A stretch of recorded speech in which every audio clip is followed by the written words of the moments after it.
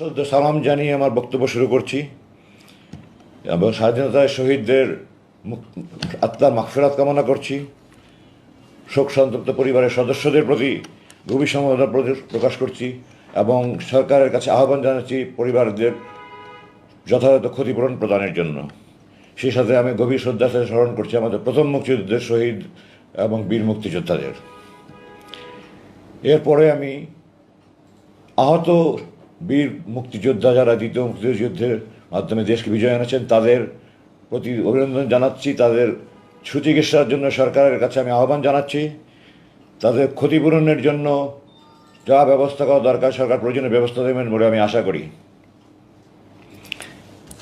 বৈষম্য বিরোধী ছাত্র আন্দোলনের বীর শিরোনাই সহ ছাত্র আন্দোলনের ছাত্র জনতার এই গণবিপ্লবের মাধ্যমে অর্জিত দ্বিতীয় স্বাধীনতার স্থপতিদের প্রতি আমার প্রাণ ঢালা অভিনন্দন।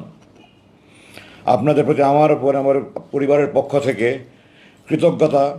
আপনারাই আমাকে এই মৃত্যুকূপ থেকে বের করে নিয়ে এসেছেন, না হলে হয়তো আমাকে কতদিন এই মৃত্যুকূপে থাকতে হতো আল্লাহ জানে। আমার 29,794 ঘন্টার সেই নির্মম জীবন থেকে আপনারা আমাকে মুক্তি দিয়েছেন। এই জন্য আমি আপনাদেরকে আন্তরিক অভিনন্দন জানাই আমার পরিবারের পক্ষ থেকে। আপনাদের ঋণ শোধন করে কোনোদিন শোধ করতে পারবো না। আমাদের দ্বিতীয় মুক্তিযুদ্ধের এই বীর শহীদরা এবং ছাত্র জনতা দেখিয়ে দিয়েছে বাংলাদেশ কি করতে পারে। বাংলাদেশ অপার সম্ভাবনা দেশ।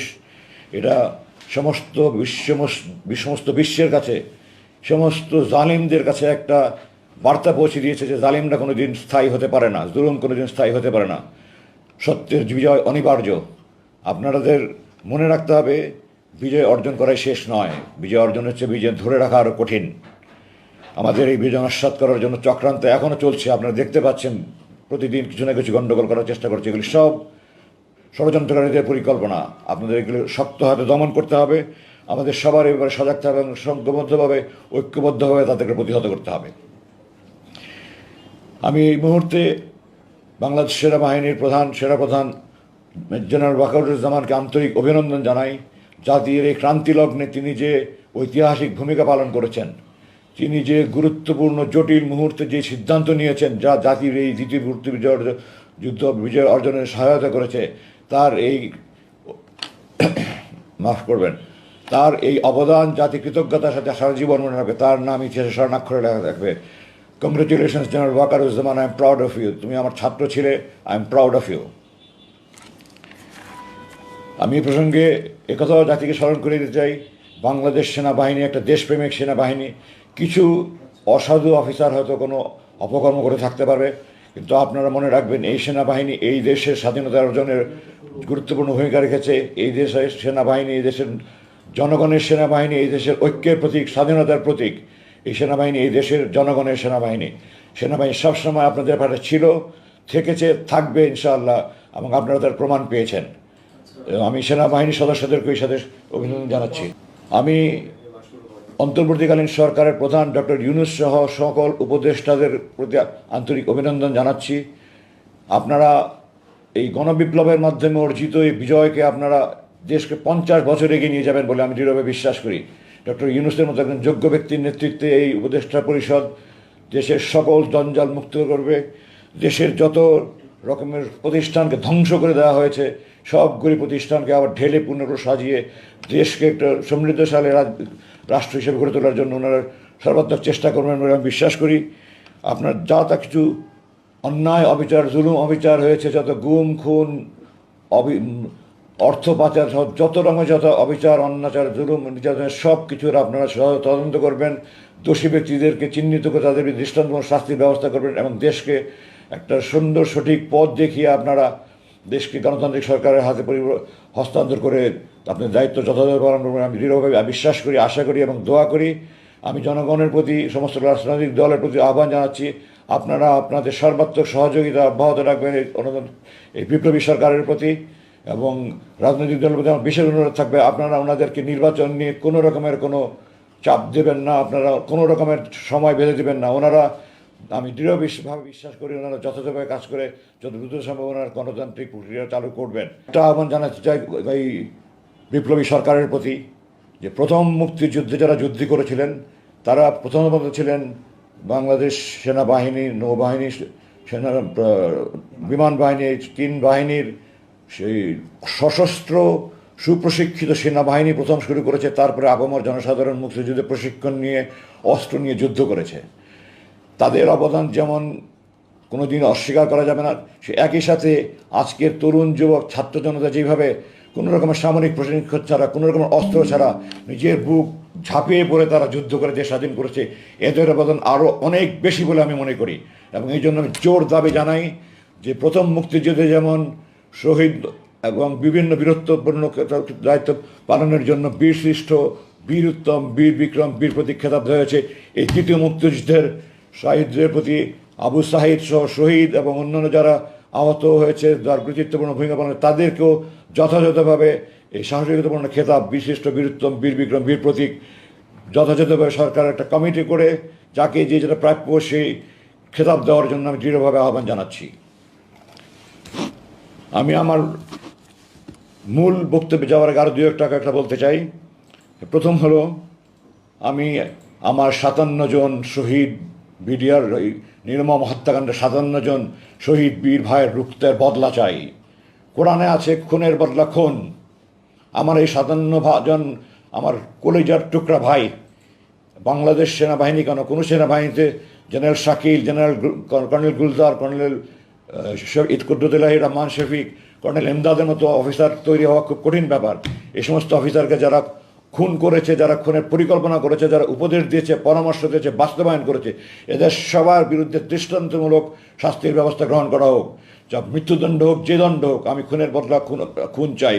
যারা খুনি, খুনের দোষর, সবার প্রকৃত তদন্ত করে অপরাধ বের করে বিচার কাজ পূর্ণভাবে সম্পূর্ণ করতে হবে। এটার জন্য আমি সরকারের প্রতি আহ্বান জানাই এবং এর সাথে এও জানাই যে এই যে সেই পূর্ববর্তী সরকারের সময় যেই তদন্ত কমিটি হয়েছে তার পূর্ণাঙ্গ রিপোর্ট প্রকাশ করা হোক এবং যারা তদন্ত করেছেন তারা যদি দায়সারাভাবে এই অপরাধীদেরকে দায়মুক্ত করার জন্য করে থাকে, তাহলে তাদেরকেও এই বিচারের আওতাভুক্ত করা হোক।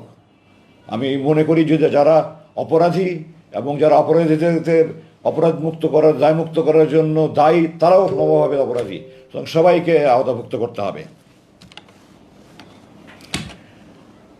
আমি আমার বক্তব্য জায়গার আরেকটা আবেদন রাখতে চাই। বাংলাদেশ সেনাবাহিনীর শত শত অফিসার এই গত সরকারের নির্মম জুলুমের শিকার হয়েছে, তারা বরখাস্ত হয়েছে, অকালীন অবসর হয়েছে, তাদেরকে বিভিন্ন রকমের হয়রানিমূলক ব্যবস্থা আছে, এগুলি প্রত্যেকটার তদন্ত করা হোক। 12ই জানুয়ারিতে এক প্রহসনের ট্রাইব্যুনাল তাকে গ্রেফতারের আদেশ দেয় এবং উনি প্রায় 3.5 বছর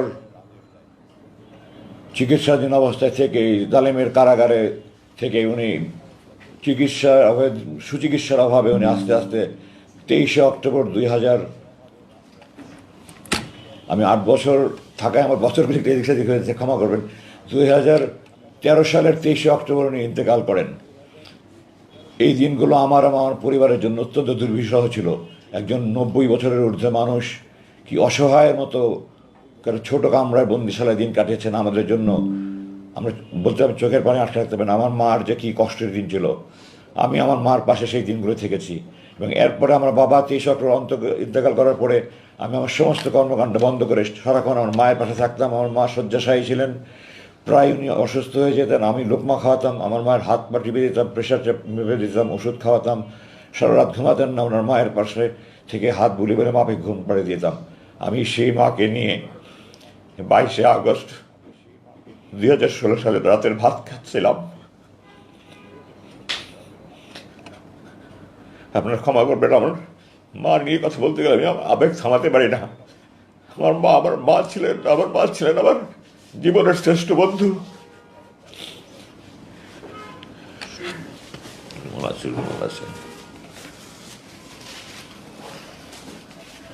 আমি আমার মার সাথে খেতে বসেছিলাম।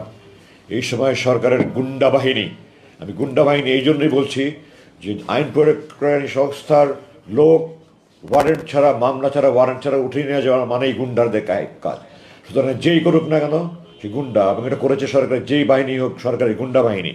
সরকারের গুন্ডা বাহিনী আমার বাসায় আসে এবং তাদের মধ্যে যাকে আমার একজন অফিসার বলে মনে হয়েছে আমি 30 বছর একটা বাহিনীতে চাকরি করেছি, আমি পোশাক দেখলে বলতে পারি কে অফিসার, কে নিম্ন পদবীর কর্মকর্তা। তো যাকে আমার অফিসার বলে মনে হয়েছে সে আমার সাথে অত্যন্ত দুর্ব্যবহার করেছে, আমাকে তুই করে কথা বলেছে, আমার সাথে চরম দুর্ব্যবহার করেছে। আমি তার কাছে জানতে চেয়েছি আপনারা কারা, আপনাদের পরিচয় কী, আপনাদের পরিচয়পত্র দেখান। তারা আমার কথার জবাব দেয়নি। আমি বলেছি আপনার আইন প্রয়োগের সংস্থা নাকি, আপনাদের আইন প্রয়োগ সংস্থা, আপনারা পরিচয়পত্র দেখান। কোনো জবাব দেয়নি। আমি জিজ্ঞাসা করেছি আমার বিরুদ্ধে কোনো মামলা আছে, কোনো ওয়ারেন্ট আছে? মামলা ওয়ারেন্ট ছাড়া আমাকে আপনারা গ্রেফতার করতে পারেন না, আপনারা আমাকে উঠিয়ে নিয়ে যেতে পারেন না, আপনাদের পরিচয়। তারা আবার কোনো কথার জবাব না দেখালে বলছে হাত দেন, হাত দেন, হাত দেন, হাত দেন, হাত করা হাতে নিয়ে বসে আছে, হাত দেন, হাত দেন, হাত দেন। এবং এই পর্যায়ে দ্যাট অফিসার একটা অসভ্য, তার পারিবারিক কোনো শিক্ষা আছে বলে আমি মনে করি না। কোনো ভদ্রলোকের মানুষ এরকম করতে পারে না। আমার মতো একজন ব্রিগেডিয়ার জেনারেলকে সে তুই তাকারি করে কথা বলেছে। সে মানে খালি আমার গায়ে হাত তুলে নিয়ে বাকি এমন দুর্ব্যবহার করেছে। এবং শেষ পর্যন্ত আমি আমার সম্মান বাঁচানোর জন্য আমি হাত উঠিয়ে দিচ্ছি, না হলে তারা আমার গায়ে হাত উঠিয়ে দিত। আমি হাত দিয়েছি, হাত বেঁধেছে, আমার চোখ বেঁধেছে, চোখ বেঁধে আমাকে নিচে গাড়িতে গিয়ে উঠিয়েছে, মাইক্রোবাসে নিয়ে উঠিয়েছে। এবং তখন পর্যন্ত আমি বলছি বারবার যে আমি সাবেক ব্রিগেডিয়ার, আমার জানার অধিকার আছে আপনারা কারা কেন নিচ্ছেন। তখন আমাকে তুই তাকারি করে কথা বলেছে, তোর সেনাবাহিনী, তোর এটা সেটা, এইভাবে কথা বলেছে আমাকে। তারপরে গাড়িতে নিয়ে আমাকে মুখোশ পরিয়েছে। তারপরে তারা আমাকে বাড়ি থেকে নিয়ে গেল। এখন আমি ফিরে এসে আরও যা জানতে পারছি সেটা হলো তারা আমার স্ত্রীর সাথে চরম দুর্ব্যবহার করেছে, তাকেও তারা উঠিয়ে নিয়ে যেতে চেয়েছিল এবং তার সাথে চরম দুর্ব্যবহার করেছে। তাকে এক পর্যায়ে গায়ে হাত দেওয়ার মতো অবস্থা হয়েছিল। সে আমার মার হাত জোরে ধরে বলেছে আমি একা যাবো না, নিতে হলে আমার মাকেও নিতে হবে। তারপরে তারা আমার মাকে তাকে আর কিছু বলেনি। কিন্তু আমার বাসার যুবতী কাজের মেয়ে তার গায়ে হাত উঠিয়েছে। আমার বাসার যে দেখাশোনা করে আমাদের ম্যানেজার তাকে মাঠে ফেলে তার বুকের উপরে লাফিয়েছে। বাসার যত সিকিউরিটি গার্ড ছিল, দারোয়ান ছিল, যত কর্ম ছিল তাদেরকে নির্মমভাবে তারা নির্যাতন করেছে। আমার বাসা তছনছ করে তারা আলমারি বাক্স সব কিছু তারা ভেঙে চুড়ে, তারা মোবাইল, কম্পিউটার আর যা ইচ্ছা তারা নিয়ে গিয়েছে। আলমারি, স্টিল আলমারিগুলো তারা ভেঙে ফেলেছে। এবং আমাদের বাসার রাস্তাটা একটা 200 গজের গলির সামনে বন্ধ। মহল্লা কমিটি তারা সিসিটিভি দিয়ে আমাদের পাড়ার পুরো এলাকাটা কাভার করা আছে। তারা সিসি ক্যামেরাগুলি সব ভেঙেছে, যেখানে রেকর্ডার আছে সেই বাসায় গিয়ে দরজা ভেঙে তারা রেকর্ডার নিয়ে গিয়েছে এবং সমস্ত এলাকার একটা ত্রাসের সৃষ্টি করে তারা আমাকে নিয়ে চলে গেল।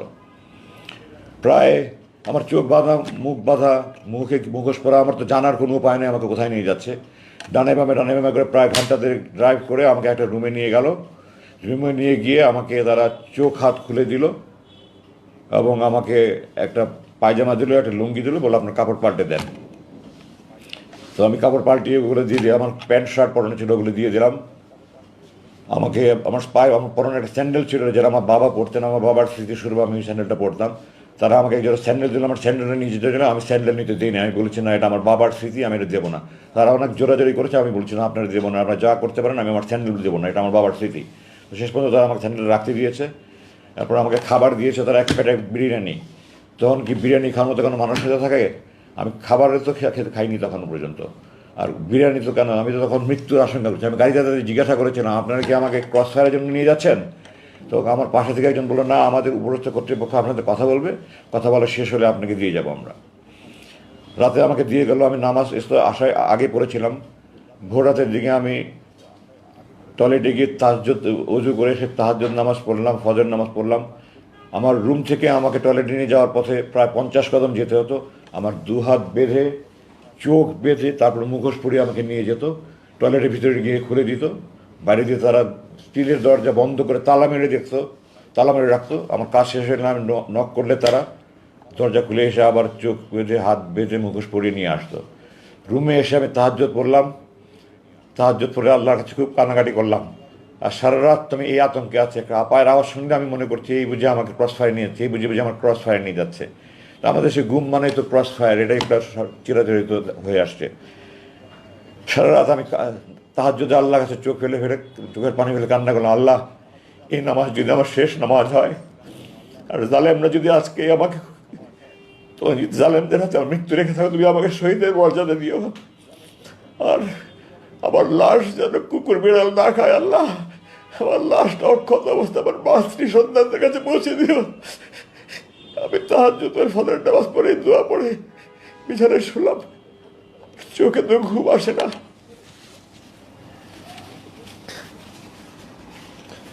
আগের দিন দুপুরে খেয়েছি, এরপরে তো সারা রাত ঘুম নাই, খাবার নাই, মৃত্যুর আতঙ্ক।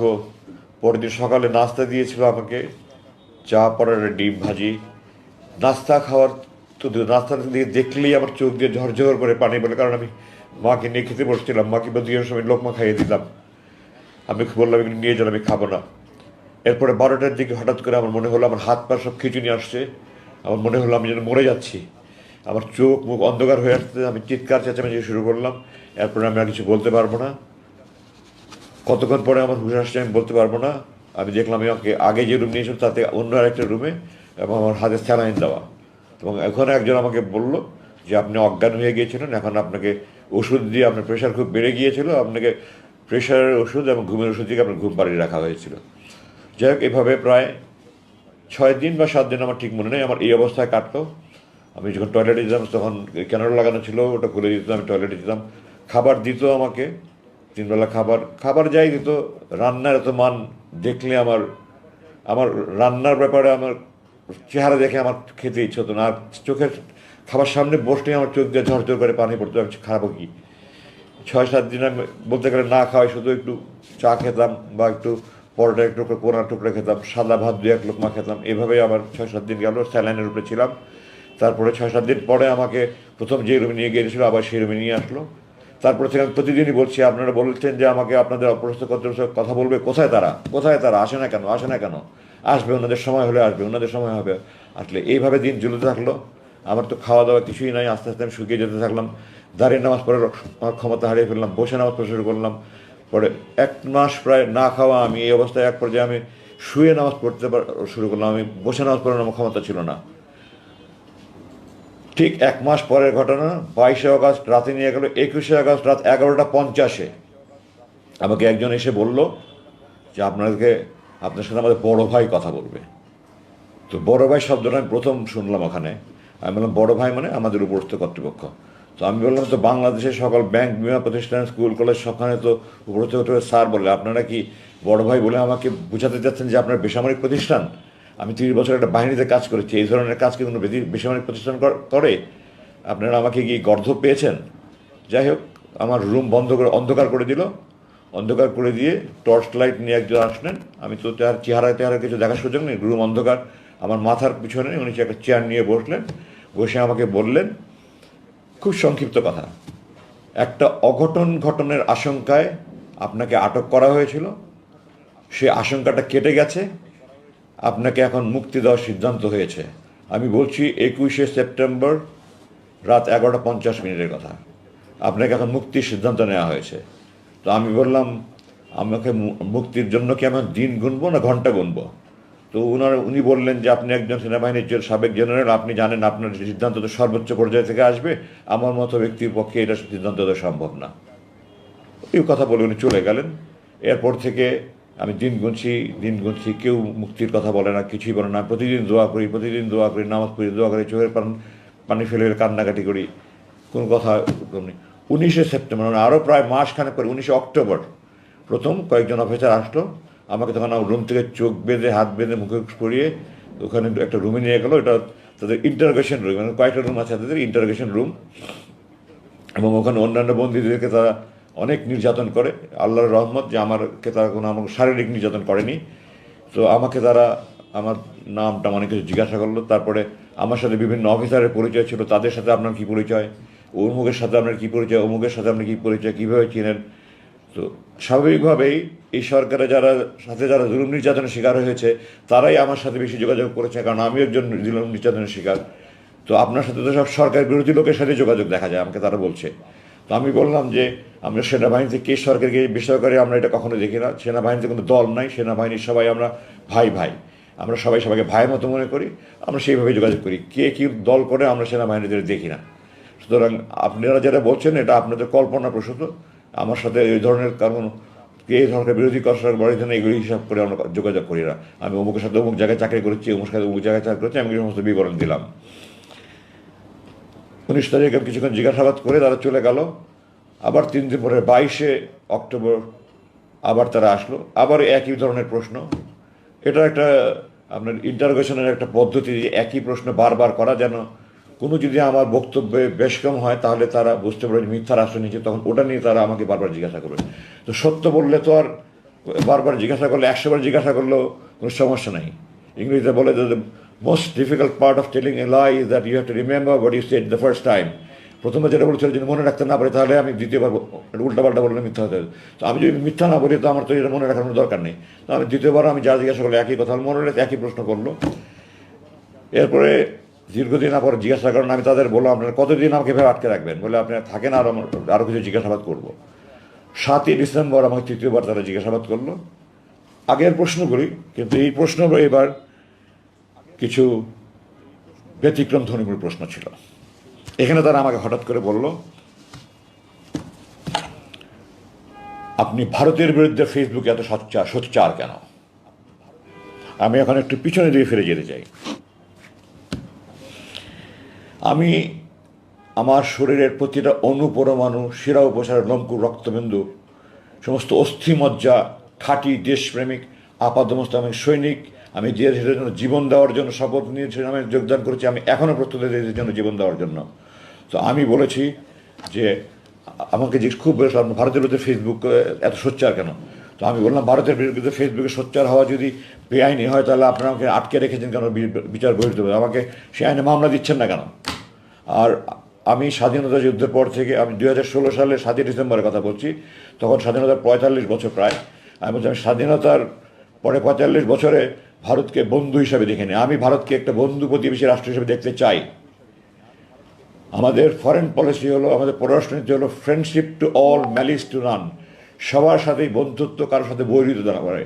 আমি আমার সকল প্রতিবেশীকে বন্ধু রাষ্ট্র হতে পেতে চাই, কিন্তু বন্ধুত্ব কখনো একতরফা হয় না। আমি আপনাকে বন্ধুর মতো ভালোবেসে যাব, আপনি আমাকে চর থাপ্পড় লাথি মারবেন, এটা কোনোদিন বন্ধুত্ব হয় না। তো আমি দেখেছি তারা আমাদের সমস্ত নদীতে বাদ দিয়ে, ফারাক্কাবাদের মতো বাদ দিয়ে, যখন আমাদের পানির দরকার তারা আমাদের দেশে খরা তৈরি করছে, যখন আমাদের দেশে বন্যা তখন তারা বাঁধ খুলে দিয়ে। আপনারা এখন দেখতে পাচ্ছেন, আজকে দেখতে পাচ্ছেন কি হচ্ছে আমাদের এই পূর্বাঞ্চলীয় জেলাগুলিতে, কীভাবে লাখ লাখ মানুষ আজকে কষ্ট স্বীকার করছে। আমি 2009 সালে আমাকে বরখাস্ত করার পর থেকে আমি এই কাজ করছি। আমার বরখাস্ত প্রসঙ্গে আমি একটু পরে আসছি। 2009 সালে কীভাবে আমাকে বরখাস্ত করলেন আমি একটু পরে আসছি। তো আমি তখন থেকে আমি ভারতের বিরুদ্ধে ফেসবুকে সোচ্চার ছিলাম। আমার বোন ফেলানির লাশ 24 ঘন্টা তার কাটা ঝুলেছিল, আমার এখন বুক ফেটে যায়। 2 দিন পর পরে আমার ভাই বোনদেরকে বর্ডারে গুলি করে মারছে, কোনো প্রতিবাদ নাই। তারা আমাদের চারিদিকে তার কাটা ভাড়া দিয়ে রেখেছে, ওয়াচ টাওয়ার বানিয়ে রেখে তারা আমাদের বাণিজ্যিক বৈষম্য তৈরি করে রেখেছে। এগুলোর কোনো প্রতিবাদ নাই, কেউ কিছু বলে না। আমি আমার প্রতিজ্ঞা ছিল, আমার পণ ছিল, আমার জেহাদ ছিল, আমি আমার দেশের পক্ষে আমার জীবন যে আমি যা কিছু বলে যাব।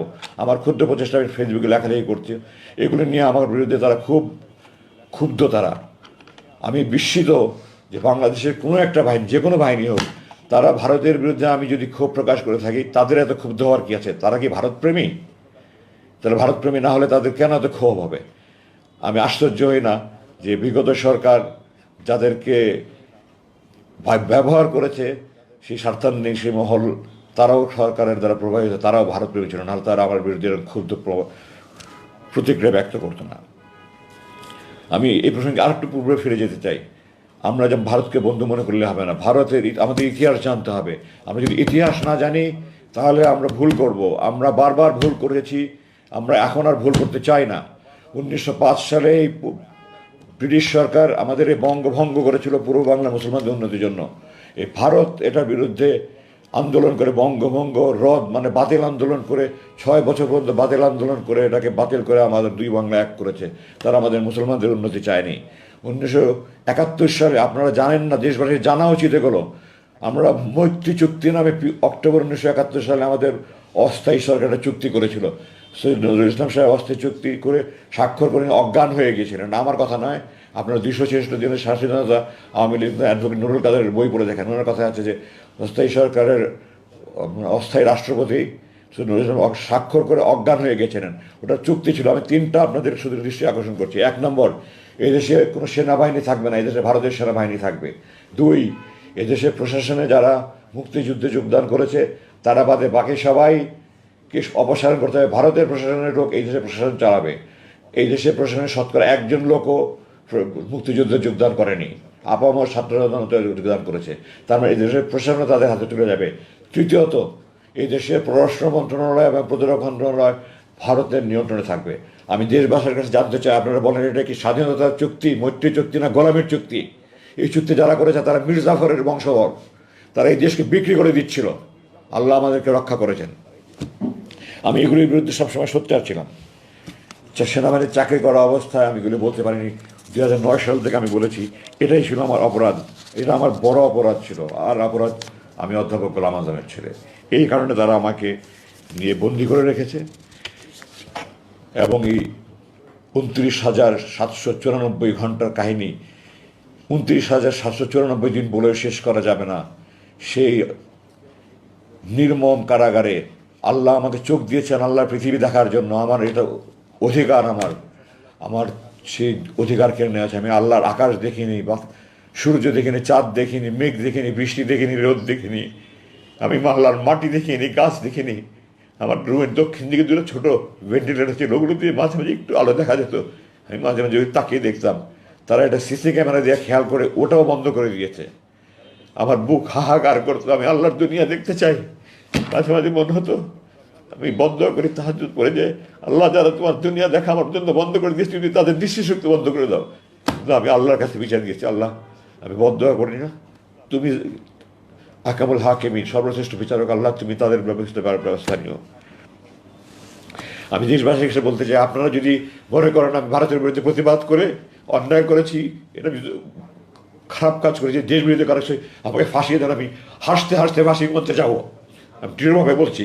আর যদি আপনারা মনে করেন আমি দেশপ্রেমিক হিসেবে সঠিক কাজ করেছি, তাহলে যারা আমার উপরে জুলুম করছে তাদের বিরুদ্ধে আমি সরকারের কাছে বিচার চাই, আপনাদের কাছে বিচার চাই। আপনারা এদেরকে খুঁজে বের করুন, এদেরকে একটা একটা করে বিচার করে তাদের যদি যার যে প্রাপ্য শাস্তি তা সেই শাস্তি প্রাপ্য দেবে, সরকারের কাছে আহ্বান জানাই।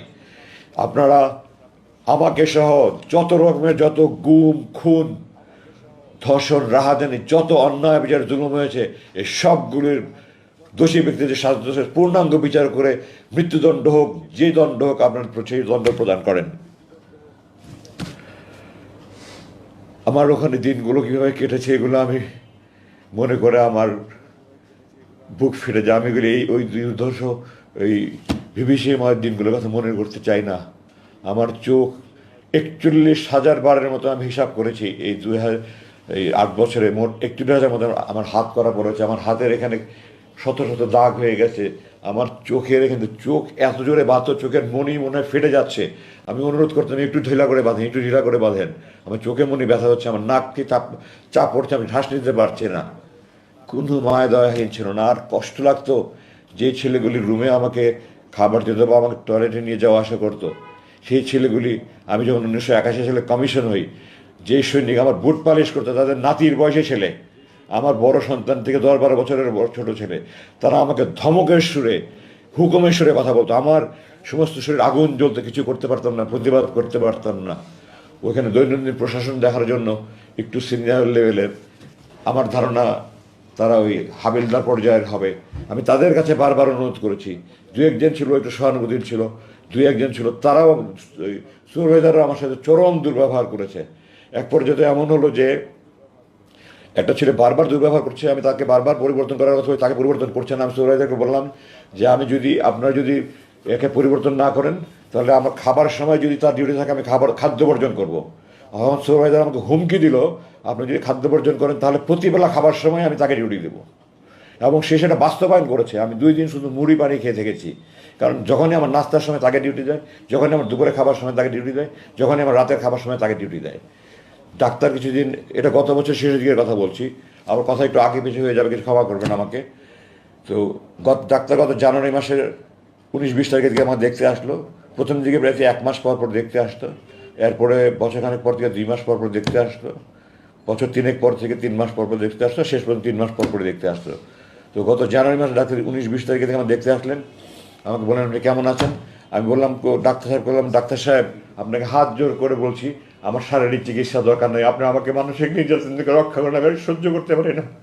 এই যে যারা আমার বুট পালিশ করেছে তাদের নাতির বয়সী ছেলেরা আমাদের সাথে যেই ব্যবহার করে, আমার বাবা মা আমার বড় বোন, আমার কোনো বোন নেই, আমরা 6 ভাই, বড় 3 ভাই, আমার চাচা চাচি, মামা মামি, খালা খালি, খালু ফুফা ফুফু, মোট 35 জন।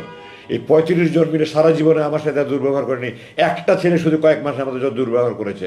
আমি সেনাবাহিনীর চাকরি তো সিনিয়র কর্তৃক দুনিয়াতে বকাঝকা দেওয়া, এটা যে কোনো বাহিনীতে হয়ে থাকে। আমার 35 বছর সেনাবাহিনীর চাকরিতে আমার সিনিয়ররা আমাকে এত বকাঝকা করেনি, এই একটা ছেলে আমার সাথে এত দুর্ব্যবহার করছে। আমি সুপারভাইজারকে বারবার বলেছি আপনি তাকে দয়া করে পরিবর্তন করেনি। আমি ডাক্তার সাহেবকে সব বললাম, আমি তাকে যখন বলেছি যে আমি খাদ্য বর্জন করবো, সে তখন বলেছে আমি তাকে বারবার ডিউটি দিব, এবং সে হুমকি বাস্তবায়ন করেছে। তারপরে ডাক্তার সাহেব দয়া পরবর্ষে উনি উদ্বস্ত কর্তৃপক্ষ করে ওই সুপারভাইজার ওই সৈনিককে পাল্টে দিয়েছে। তো আমার এই কষ্ট আমি আপনাদেরকে ভাষায় প্রকাশ করতে পারবো না, প্রকাশের কোনো ভাষা নেই। যারা এই সুপারভাইজারের বয়সের ছেলেরা, তাদের জন্মের আগে তাদের মতো, আমি তাদেরকে একজনকে বলেছিলাম একদিন যে সুপারভাইজার সাহেব, আপনার জন্মের আগে আমি আপনার মতো লোক চড়িয়ে খেলেছি, আমার চোখের ইশারা তারা বুলেটের মতো কাজ করেছে, আজকে আপনি আমার সাথে দুর্ব্যবহার করছেন। সে তারপরেও দুর্ব্যবহার করেছে, এবং দুর্ব্যবহার না, তারপরে আমার চোখ আরও বেশি লাইট করে বাঁধা শুরু করেছে, আরও নতুন নতুন। আগে আমাকে প্রথমত নামাজের সময় বলতো, তারা নামাজের সময় বলেন, আমি বললাম আপনার কি মুসলমানের ছেলে নাকি? আমাকে নামাজের সময় বলেন না, আমি তাহাজ্জুদ করে বসে আছি, ফজর নামাজ পড়বো, কিন্তু নামাজের সময় বলে না। আমি জোরের নামাজের টাইম জানতে চাচ্ছি যে জোরের নামাজের ওয়াক্ত হলে নামাজটা পড়ে একটু শুভ, তারা নামাজের টাইম পড়ে না। আমার আজান মাঝে মাঝে শোনা যেত, হালকা হালকা শোনা যেত, ভেন্টিলেটরটা বন্ধ করার পরে ওটাও শোনা যেত, কারণ মানে রুমের এত চারিদিকে তো আপনার এক্সস্ট ফ্যান আর জেনারেটরের মতো সাউন্ড, আর পাম্পের মতো বিভিন্ন রকমের সাউন্ড, ঠিক এইভাবে কী কী যেন সাউন্ড তারা তৈরি করে। আজান হলে আরও বেশি সাউন্ড তৈরি করে তারা, যেন আমরা আজান শুনতে না পাই। আমি আপনাকে মুসলমানের বাচ্চা, একটা কাফের দেশও তো এরকম অন্যায় করা হয় না বলে আমার মনে হয়। ভারতের মতো দেশ, সেই দেশেও তো আজান শোনা যাচ্ছে মাসে মানুষ আজান, আমি বিভিন্ন দেশে দেখে এসেছি আজান শোনা যাচ্ছে, আর আপনারা আমাকে আজান শুনতে দেবেন না? আপনার কি কি মন মানসিকতা? আপনারা কি আল্লাহর ভয় নাই, আখেরাতের ভয় নাই, জাহান্নামের ভয় নাই? বলেন না আমরা নামাজ পড়ি করে, আপনাদের এগুলি অন্তরের কথা নয়, এগুলি আপনাদের মুখের কথা। আমি তাদেরকে এভাবে বলেছি। আমি বহুবার বলেছি, 5বার আমি লিখিতভাবে দিয়েছি। আপনারা শেষবার আমাকে বললো যে আমরা 7ই ডিসেম্বর যেন আমার কথা বললো, ভারতের বিরুদ্ধে এত সত্যাগ্রহগুলো বলার পরে বললো আমরা আপনার বিরুদ্ধে কিছু তদন্ত করছি, তদন্ত চলাকালীন আপনার থাকতে হবে। তাদের কথাতেই এবং সুরে এবং স্বরে এমন আশঙ্কা হয়েছে তারা আমাকে সহজে ছাড়বে না। আমি বললাম তদন্ত কিসের? আপনারা জানেন এখন বিভিন্ন তদন্ত কমিটি হচ্ছে, এই কমিটি হচ্ছে। একটা ঘটনা ঘটে, ওটা সত্যতা জানার জন্য এবং দোষী ব্যক্তি নিরূপণের জন্য তদন্ত হয়। কোনো ঘটনা না ঘটলে কিসের উপরে তদন্ত? আমি বললাম আপনি কিসের তদন্ত করবেন? তারা আমরা বললো যে আপনি লুকিয়ে লুকিয়ে কিছু করছিলেন কিনা এটা তদন্ত। আমি বললাম এটাকে কি তদন্ত বলে? আর যদি তদন্তই হয় আমার বিরুদ্ধে কী অভিযোগ আমাকে জানাতে হবে, আমাকে আত্মপ্রকাশের মাধ্যমে সুযোগ দেবে। আপনারা কী করছেন? বলেন না আমরা তদন্ত করছি, আপনারা থাকতে হবে। ওইভাবে আমি চলতে থাকলাম। এবং আমার দিন যত যায়, আমার আশেপাশে আমি তো জানি না কোথায় কী সেল আছে না আছে, আমার তো চোখ বেঁধে নিয়ে যায়, কোথায় নিয়ে আসে, 50 কদম হেঁটে আসি। আমি আশেপাশের বিভিন্ন সেলকে চিৎকার চেঁচামেচি আহাজারি বিলাপ, আমার বুক ফেটে যেত। আমার তখন আমার কষ্ট যে তাদের কষ্ট আর বেশি হতো। আমি আল্লাহ করতাম, আল্লাহ তুমি মজলুম ব্যক্তিদেরকে সাহায্য করো, আল্লাহ তুমি তাদেরকে ধৈর্য সহনের শক্তি দাও, তাদের পরিবারের প্রতি রহম করো, আল্লাহ তুমি মজলুমদেরকে মুক্তি দাও। সারা রাত বিলাপ করছে, সারা রাত কান্নাকারি করছে, সারা রাত আহাজারি করছে, চিৎকার চেঁচামেচি করছে, এগুলো সহ্য করার মতো নয়। আল্লাহ যে আমাকে এখন মানসিকভাবে সুস্থ রেখেছে কিভাবে, আল্লাহর রহমত। আমি যে মানসিকভাবে পাগল হয়ে যাইনি। প্রতি রাত ক্রস ফায়ারের আতঙ্ক নিয়ে একটা মানুষ যদি দিনের পর দিন, বছরের পর বছর আল্লাহর কাছে দোয়া করে, আল্লাহ এটা যদি আমার শেষ নামাজ হয়, আজকে যদি আমার মৃত্যু হয়, আমাকে শহীদ মর্যাদা যদি আমার লাশ রক্ষত অবস্থায় আমার পরিবারের কাছে পৌঁছে দিয়ে, মা স্ত্রী সন্তানের কাছে, মানুষের অনুভূতি কী হবে? পৃথিবীর সমস্ত কবি সাহিত্যিক মিলে সারা জীবন লেখে শেষ করতে পারবো না, আমি আমার ভাষা প্রকাশ করতে পারবো না। এত কিছুর মধ্যে আমি নিরাশ হইনি। কোরআনে আল্লাহ বলেছে লা তাকনাতু মির রাহমাতিল্লাহ, তোমরা আল্লাহর সাহায্য থেকে নিরাশ হয়ে না। হতাশা এসেছে, বিষণ্ণতা এসেছে, দিনের পর দিন খাবার খাইনি, মন ভেঙে একেবারে চুরমার হয়ে গেছে, আমি আল্লাহর সাহায্য থেকে নিরাশ হইনি। আল্লাহ আপনাদের দোয়ায় আমাকে সেই শক্তিটা দিয়েছিলেন, এবং আল্লাহ শক্তি দেওয়ার ফলেই এই ছাত্র জনতার এই গণবিপ্লবের মাধ্যমে যে বিজয় অর্জন হয়েছে, এরপরে আমাকে তারা মুক্তি দিতে বাধ্য হয়েছে। এই প্রসঙ্গে আমি একটা কথা একটু গুরুত্বের সাথে বলতে চাই। 2021 সালের মে মাসের আনুমানিক 22 তারিখে, যে একজন আগে পিছু হতে পারে, তাদের একজন কর্মকর্তা আমাকে এসে আমাকে বলল যে আপনি একটা লিখিত দরখাস্ত করেন যে আমি রাজনীতিতে সম্পৃক্ত হব না, আমি এই দেশে থাকবো না, আমি স্ত্রী সন্তান নিয়ে সুখে শান্তিতে থাকতে চাই, আপনারা আমাকে মুক্তি দেন, আমি বিদেশে চলে যাব। আমি তাদেরকে বললাম আমি স্বাধীন দেশের স্বাধীন নাগরিক, আপনারা অবৈধভাবে আমাকে অপহরণ করেছেন, অবৈধভাবে আটক করেছেন, আপনারা আমাকে এখানে যে আটকে রেখে জুলুম করছেন, নির্যাতন করছেন, আমি এটা মানি না, মানবো না, মিটিং মিছিল করতে পারছি না। আমি এটার প্রতিবাদে এই যে আপনারা দেখতে পাচ্ছেন আমি বড় চুল রেখেছি, আমি বলেছি এটা আমার মৌন প্রতিবাদ। আপনারা যখন মৌন প্রতিবাদ দেখেন, মিটিং মিছিল হয় না, শুধু প্ল্যাকার্ড হাতে নিয়ে দেখে, আমি বলেছি এটা মৌন প্রতিবাদ। যতবার এটা দেখবেন আপনাদের যেন মনে হয় আপনারা আমাকে অবৈধভাবে অপহরণ করেছেন, অবৈধভাবে আটক রাখছেন, আপনারা আমার জুলুম করছেন, হারাম কাজ করছেন, এই কথাগুলো যেন আপনাদের বুকে বাঁধে, এই আমার মৌন প্রতিবাদ। তো আমি স্বাধীন দেশের স্বাধীন নাগরিক, আমার এটা আমার ব্যক্তিগত ইচ্ছা, আমি রাজনীতি করবো কি করবো না, আমি দেশে থাকবোই থাকবো না, আমার মুসলেকে দিয়ে আমি মুক্তি পেতে চাই না। আমার আল্লাহ আমাকে এই সৎ সাহসটুকু দিয়েছিলেন, আমি এটা দৃঢ়তার সাথে বলেছি, তারপরে আমাকে আর কিছু বলেনি। জুলাই মাসের এখন শেষ দিকে আসি। আমি যেখানে ছিলাম সেখানটায় আমি প্রতিদিন প্লেন উঠার আওয়াজ পেতাম। দৈনিক আপনার যে আমাদের ডোমেস্টিক ফ্লাইট যেটা বলা অভ্যন্তরীণ, ওটার আওয়াজে প্লেনগুলো একরকম, আর যেগুলি বোয়িং আন্তর্জাতিক বিমানের ওগুলোর আওয়াজ এখন দুই রকমের আওয়াজে পার্থক্য বুঝতে পারতাম। তো টোটাল দিনে 20 থেকে 22টা প্লেনের আওয়াজ পেতাম।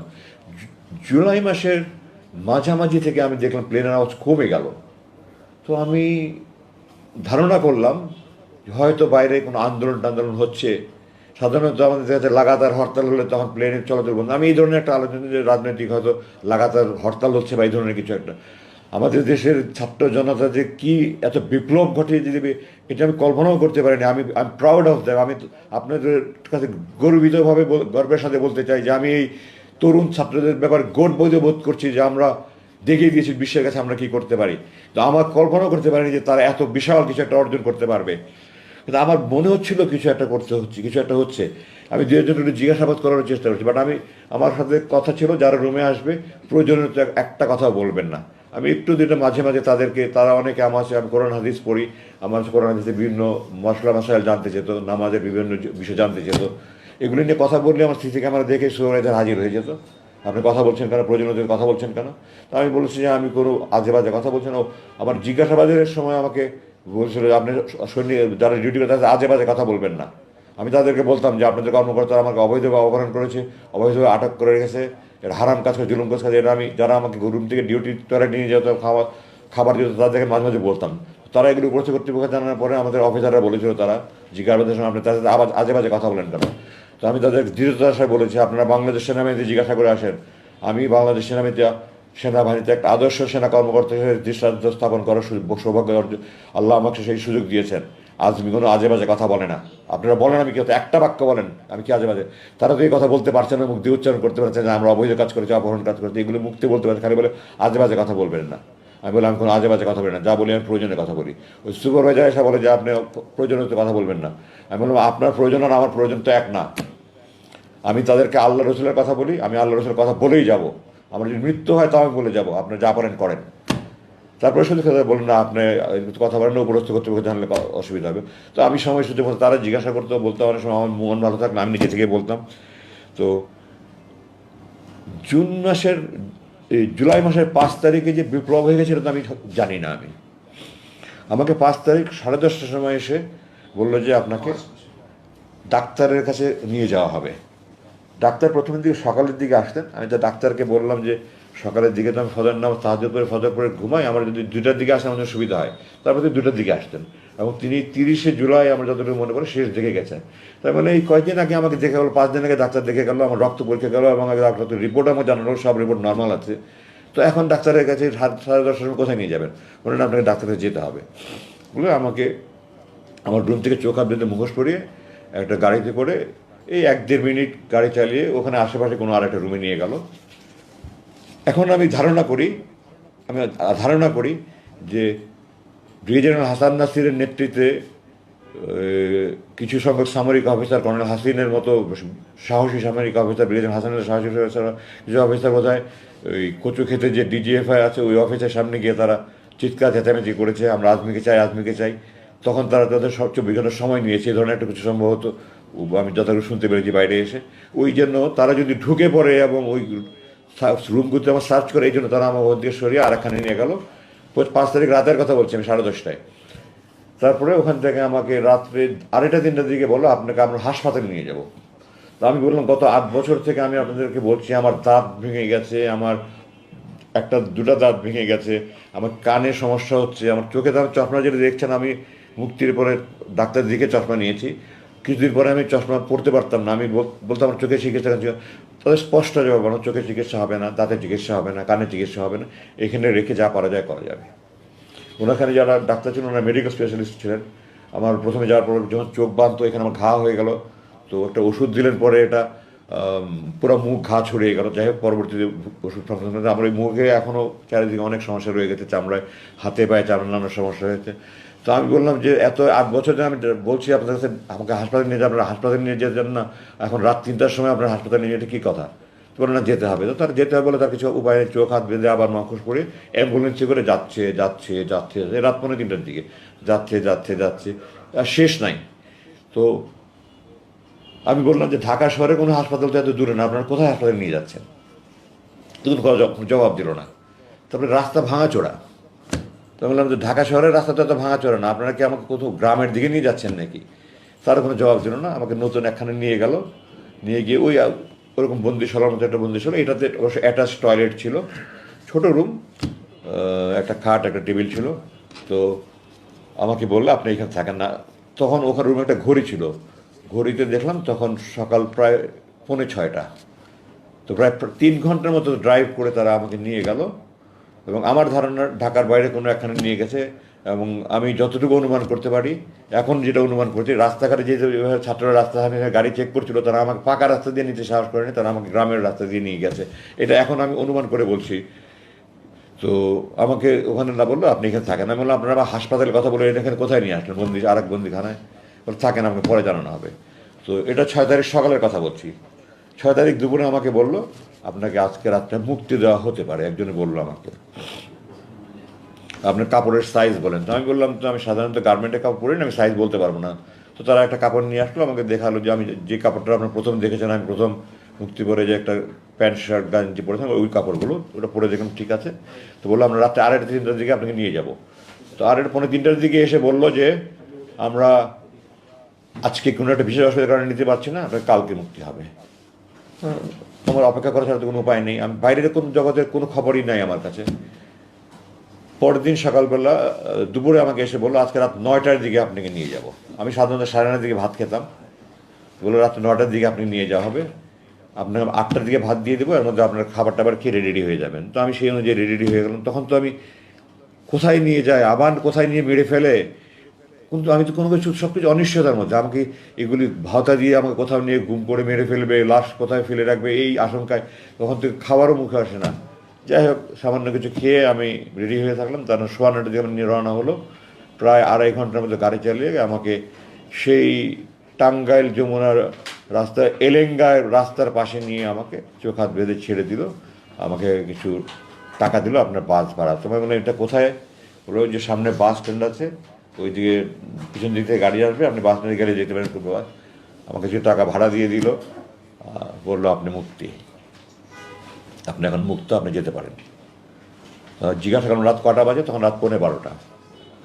তো তারপরে আমি গাড়ি থেকে নেমে আমার এই আবার আমি প্রকাশ করতে পারবো না, আমি আকাশের দিকে চাকে চিৎকার, আল্লাহু আকবার, আলহামদুলিল্লাহ, আল্লাহ তুমি রহমান রহিম, তুমি করিম। আল্লাহ আমি তো 8 বছর পরে তোমার আকাশ দেখছি, তোমার তারা দেখছি, তোমার মেঘ দেখছি, তোমার চাঁদ দেখছি। আল্লাহ মাটির দিকে থাকে বললো আল্লাহ তোমার মাটির মানুষ আমি, তুমি আবার সে মাটি দেখাচ্ছ 8 বছর পরে। আমি রেগে উত্তেজনায় কতক্ষণ মধ্যে বলতে পারবো না। তখন হঠাৎ করে মাথা একদম চোখ মুখ অন্ধকার হয়ে আসলো। আমি গাড়ি থেকে নামিয়ে দাঁড়িয়েছিলাম, আমার জিপে করে নিয়ে গেছিলো, ডানে একজন বসা, বামে একজন বসা। তো আমি বললাম আমার মাথা ঘুরাচ্ছে, আমি একটু বসতে পারি? বলাচ্ছে বসেন। বসলাম, কিছুক্ষণ পরে বললাম ঠিক আছে আমি যেতে পারবো। আমি নামলাম, আমার বাবা যে বসা ছিল সে আমাকে হাতে টাকা দিল, আপনি টাকা নেন। তো আমি বললাম এখানে ঢাকার ভাড়া কত? বলে আমি জানি না ঠিক। এখানে কত টাকা? 5,000 টাকা। আমি বললাম আমি আপনাদের টাকার মুখোপক্ষী নেই, আল্লাহ আপনাদের টাকার মুখোপক্ষী করেনি, আমার টাকার দরকার নেই, আমার এখান থেকে ঢাকা ভাড়া যতটুকু শুধু ততটুকু ভাড়া দেন। বললো না, আপনি নিয়ে যান, আপনি না যা করেন করেন, আপনি দান করেন, আমাদেরকে টাকা আপনাকে দিতে হবে। তাদের সাথে আর 1 সেকেন্ড কথা বলার মতো আমার রুচি ছিল না। তারা আমাকে নামিয়ে দিয়ে চলে গেল, সবাই মুখোশ করা ছিল, যার ফলে দেখার কোনো সুযোগ নেই। আমি খুব সংক্ষেপে বাকি শেষ করে দিচ্ছি। মাটিটা একটু এলোমেলো ছিল, উঁচু নিচু ছিল, আমি ঠিকমতো হাঁটতে পারছিলাম না। আবেগে উত্তেজনায় রাস্তা উঁচু নিচু, দুর্বলতার সময় হাঁটতে পারছিলাম না। এর মধ্যে হঠাৎ করে দেখলাম একটা পিছুতে দাঁড়িয়ে এসে ওই সামনে বাস স্ট্যান্ডে দাঁড়ালো। আমার তখন মনে হয় যেন পারলে উড়ে গিয়ে ঝাঁপিয়ে বাসের মধ্যে উঠি। কীভাবে যে আমি 100 গজের মতো রাস্তা দৌড়ে ওই অবস্থা পার হয়েছে আমি এখন কল্পনা করতে পারি না। দৌড়ে গিয়ে জিজ্ঞাসা করলাম, আপনাকে ঢাকা যাবেন? আমরা ঢাকা যাবো না, চিরাং যাবো। আপনি ঢাকায় কোথায় যাবেন? আমি বললাম, আমাকে টেকনিক্যাল মোড়ে যদি নামিয়ে দিতে পারেন বা বাপতলি মোড়ে, টেকনিক্যাল মোড়ে নামাবো, আপনি উঠেন।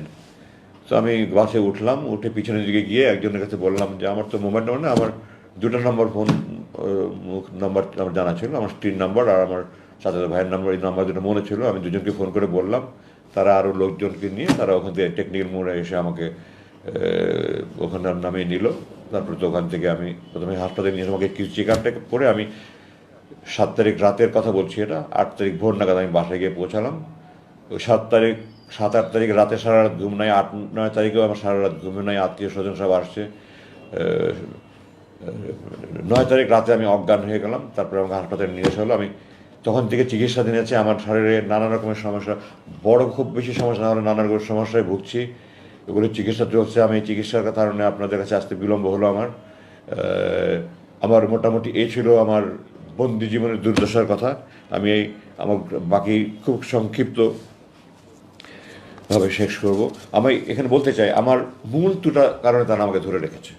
এক, আমার পৈতৃক পরিচয়, আমার পারিবারিক পরিচয়। 2, আমি ভারত বিরোধী। এবং এটা স্পষ্ট যে আমি বিদেশি চক্রের গভীর ষড়যন্ত্র শিকার হিসাবে তারা আমাকে আটকে রেখেছিল। মুক্তির সিদ্ধান্ত দেওয়ার পরেও বিদেশি প্রভুদের হুকুমে আমাকে আটকে রাখা হয়েছিল। আমি আমার নিজের ঢোল পিটাতে চাই না, কিন্তু আমার বরখাস্তর কাহিনী আপনাদেরকে না বললে আপনারা বুঝবেন না। আমাকে এই সরকার যখন 96 থেকে 2000, এই বিগত সরকার, এর আগে 96 থেকে 2001 আমার বাংলাদেশ সেনাবাহিনীর মিলিটারি একাডেমি যেমন দেখে প্রশিক্ষণ, ওখান থেকে আমার যে রেজাল্ট, আল্লাহ আমাকে আল্লাহর দয়া, বাবার দোয়া করে দিয়েছে।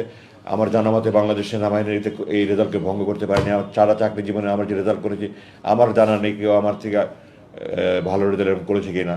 আমি মাফ করবেন, আমি কখনো আত্মপ্রচার করেন, প্রসঙ্গক্রমে বলছি, 96 থেকে 2001 ক্ষমতা থাকাকালীন আমার সম্পূর্ণ সময় আমার এই বিগত সরকার আমার লেফটেন্যান্ট কর্নেল থেকে কর্নেল র্যাঙ্কে, মেজর থেকে লেফটেন্যান্ট কর্নেল র্যাঙ্কে প্রমোশন আটকে রেখেছিল আমাকে।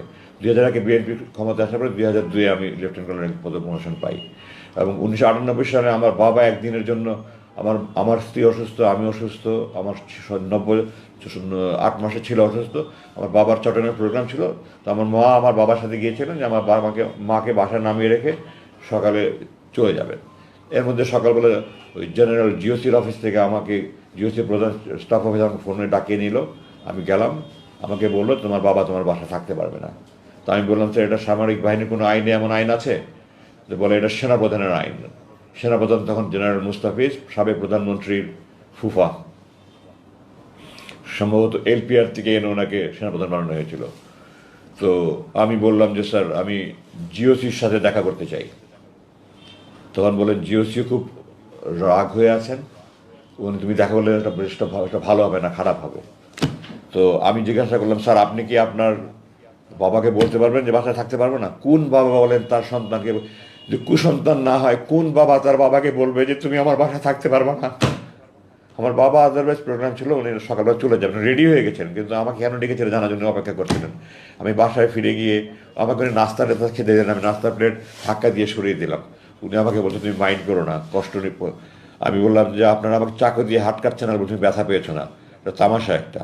যাই হোক, আমি বাসায় চলে আসলাম, জিওসির সাথে দেখা করলাম না। তাহলে বলে আমি বাবাকে বলতে পারছিলাম, খালি কাঁদছিলাম। যাই হোক, বাবা চলে গেলেন। এরপরে তো আমাকে ওখান থেকে পরের দিনই আমাকে শুক্রবার দিন পার্বত্য কোনো মুভ হয় না, আমার পার্বত্য পাঠিয়ে দেওয়া হলো। এরপর দিন আমাকে কীভাবে যে ওখান থেকে অপমান করে বিদায় দেওয়া হলো, রংপুরে পাঠিয়ে দেওয়া হলো। এরপরে 2009 সালে একদিনের মধ্যে বাংলাদেশ সেনাবাহিনীর একজন ব্রিগেডিয়ার জেনারেলের বিদায় সম্বর্ধনা, বিদায় অনুষ্ঠান অনেক জাঁকজমকপূর্ণ। আমাকে একদিনের মধ্যে আমার চাকরি দেখে নিই, আমি যত অফিসারকে জিজ্ঞাসা করে দেখে নেই, রাত্রেবেলা নৈশভোজে আপনারা আমার একটা ড্রেস থেকে দেখতে পাবেন, সাদা পোশাক পরে ড্রেস, ওরকম পোশাক পরে ব্যান্ড পার্টি বাজিয়ে অনেক জাঁকজমক হয়। আমাকে দূরবেলা ইউনিফর্ম পরে লাঞ্চ জাস্ট আনুষ্ঠানিকভাবে একটা পার্টি করে আমাকে বিদায় দেওয়া হচ্ছে একদিনের মধ্যে, এবং আমাকে বলা হয়েছে যে আমাকে ওই রাত্রেই ক্যান্টনমেন্ট ত্যাগ করতে হবে। অথচ একজন অফিসার হিসাবে আমি এই কোনো ধরনের ক্ষেত্রে আমাকে ঢাকার লজিস্টিক এরিয়া হেডকোয়ার্টার আমাকে সংযুক্ত করা হচ্ছে। সংযুক্তের সময় যেন সবসময় কারণ দেখাতে, কোনো কারণ ছাড়া আমাকে সংযুক্ত করা হয়েছে, এবং আমাকে ওই সময় আমি মোট 12 দিন প্রাপ্য ছিলাম। আমাকে একদিনের মধ্যে, রাতের মধ্যে ওখান থেকে ত্যাগ করতে বাধ্য করা হয়েছে। আমি ঢাকায় এসেছি, আমাকে একটা এমন গাড়ি দিয়েছে যে গাড়ি আমি চাকরি জীবনে একজন সেকেন্ড লেফটেন্যান্ট সেই গাড়ি ব্যবহার করে একটা ভাঙাচোরা গাড়ি দিয়েছে। আমাকে হুকুম করা হয়েছে যে আমি এই গাড়ি নিয়ে আমি বাসায় যাওয়া আসা কোনো বাসা পর্যন্ত গাড়ি নিতে পারবো না। একজন ব্রিগেডিয়ার জেনারেল, আমি আজমি, আমার কাছে কোনো অ্যাবসর্গ নেই। আমি সেনাবাহিনী ইউনিফর্ম গড়বার বিষয় আমার ইউনিফর্ম পরে গাড়ি পাঠাতে 200-300 ব্যাংকে উনি অপমানিত করেছেন। আমার বুক ফেটে যেত, আমি আজমি হিসাবে নয়, আমার সেনাবাহিনী এইভাবে অপমানিত হচ্ছে। যে আমাকে 24শে জুন 2009 আমাকে একটা চিঠি দেওয়া হলো যে 23শে জুন 2009 তারিখে সরকারি একটা প্রজ্ঞাপনে 1 লাইনের চিঠিতে আমাকে বরখাস্ত করা হয়েছে। বরখাস্ত একটা অনেক বড় ধরনের শাস্তি। সেনাবাহিনী অফিসাররা অপরাধ করলে 9-10 সঙ্গে শাস্তি হয়, সবচেয়ে বড় মৃত্যুদণ্ড, যেটা সাধারণত বিদ্রোহীদের হয়, তারপর কারাদণ্ড, তারপর বরখাস্ত, এরপরে নিচে আরও অনেক 7-8 একটা অপরাধ সংগঠন হতে হয়, একটা তদন্ত হয়, তদন্তে প্রমাণিত হলে কোর্ট মার্শাল হয়, কোর্ট মার্শাল করে তারপরে কোর্ট মার্শালও তাকে হয় র্যাঙ্ক ডাউন করতে পারে, সিনিয়রিটি ডাউন করতে পারে, বরখাস্ত করে না। আমাকে কোনো অপরাধ ছাড়া, কোনো তদন্ত ছাড়া, কোনো কিছু ছাড়া এক চিঠি দিয়ে, নজিরবিহীন ভিড়, পৃথিবীর ইতিহাসে এরকম নেই, আমাকে চাকরি থেকে, আমার এই 30 বছরের বর্ণাঢ্য চাকরি, আমার সমস্ত পেনশনের সমস্ত সুযোগ বন্ধ করে আমাকে সে চাকরি থেকে বরখাস্ত করে দেওয়া হলো। আমার র্যাঙ্ক হরণ করা হলো, পেনশনের সমস্ত সুযোগ বন্ধ করা হলো, এবং তার কিছুদিন পরে চিঠি দিয়ে আমাকে সকল সেনানিবাস প্রবেশ নিষিদ্ধ করে আমাকে অবাঞ্ছিত ঘোষণা করা হলো। আমি জেনারেল ওয়াকারের প্রতি কৃতজ্ঞতা জানাই। জেনারেল ওয়াকার এটাকে ওই আদেশটাকে বাতিল করে, আমাকে সেনাবাহিনীর অবাঞ্ছিত ঘোষণা বাতিল করে গতকালকে আমাকে একজন জেনারেলকে দিয়ে ব্যক্তিগত আমাকে চিঠি পাঠিয়েছে যে স্যার আপনাকে অবাঞ্ছিত ঘোষণা যেটা প্রত্যাহার করলাম, স্যার আপনি আমার সাথে একটু খেয়ে যান, একটু চা খেয়ে যান, কফি খেয়ে যান। স্যার প্রথমে লাঞ্চ কথা বলুন, কফি খেয়ে যাবেন, কালকে প্রেস কনফারেন্স আমি করতে পারবো না, তাহলে স্যার লাঞ্চ করেন। আমি লাঞ্চ করবো না, আমি প্রেস কনফারেন্স পরে আমি আসবো ইনশাল্লাহ। তো আমি জেনারেল ওয়াকারের কাছে কৃতজ্ঞ।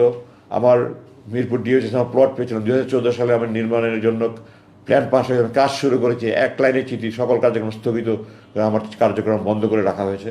জেনারেল ওয়াকারের কাছে আমি কৃতজ্ঞ, নিয়ে আবার এটা কার্যক্রম শুরু করার অনুমতি দিয়েছে।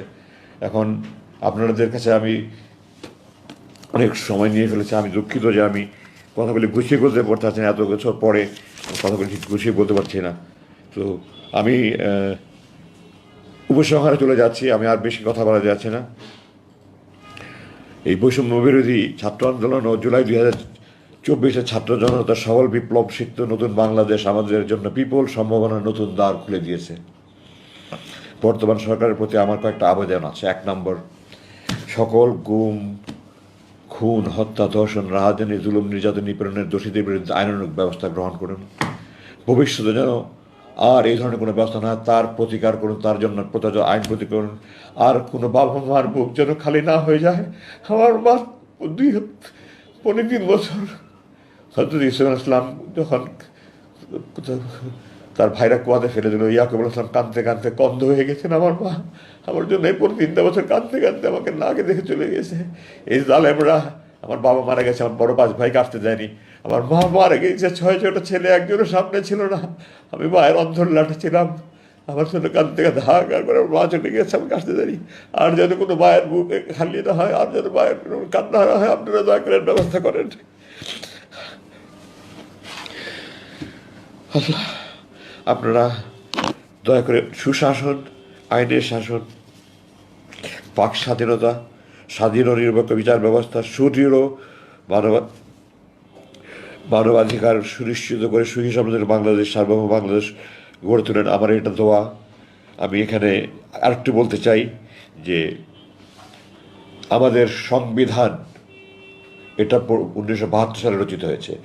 1970 সালে আওয়ামী লীগ জনগণের কাছ থেকে ম্যান্ডেট নিয়েছিল পাকিস্তানের সংবিধানের অধীনে পাকিস্তান রাষ্ট্র গঠনের জন্য স্বাধীন বাংলাদেশের স্বাধীন সংবিধান রচনা করে নয়, তারা 1972 সালে পাকিস্তান আমাদের যুদ্ধ চাপিয়ে দিয়েছে, আমরা যুদ্ধ করে স্বাধীন হয়েছি আলহামদুলিল্লাহ, কিন্তু তারা জনগণের কাছ থেকে নতুন সংবিধানের প্রণয়নের কোনো ম্যান্ডেট নেয়নি।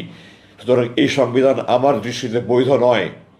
একটা নতুনভাবে কমিটি করে নতুন সংবিধান প্রণয়ন কমিটি করে একটা নতুন সংবিধান করে এটা বাতিল করা হোক, এবং এটাতে যত মানবাধিকারের কথা আছে সব, যেমন সেনাবাহিনীর আইনের আশ্রয় নেওয়ার কোনো অধিকার নেই, এগুলি সহ যত আপনার একটা যথাযথ পদক্ষেপ নিয়ে এক নতুন সংবিধান তৈরি করেন। আমাদের জাতীয় সঙ্গীত আমি আপনাদের দৃষ্টি আকর্ষণ করতে চাই। 1905 বঙ্গভঙ্গ রদের জন্য এটা রবীন্দ্রনাথ লিখেছিল, আমার সোনার বাংলা আমি তোমায় ভালোবাসি।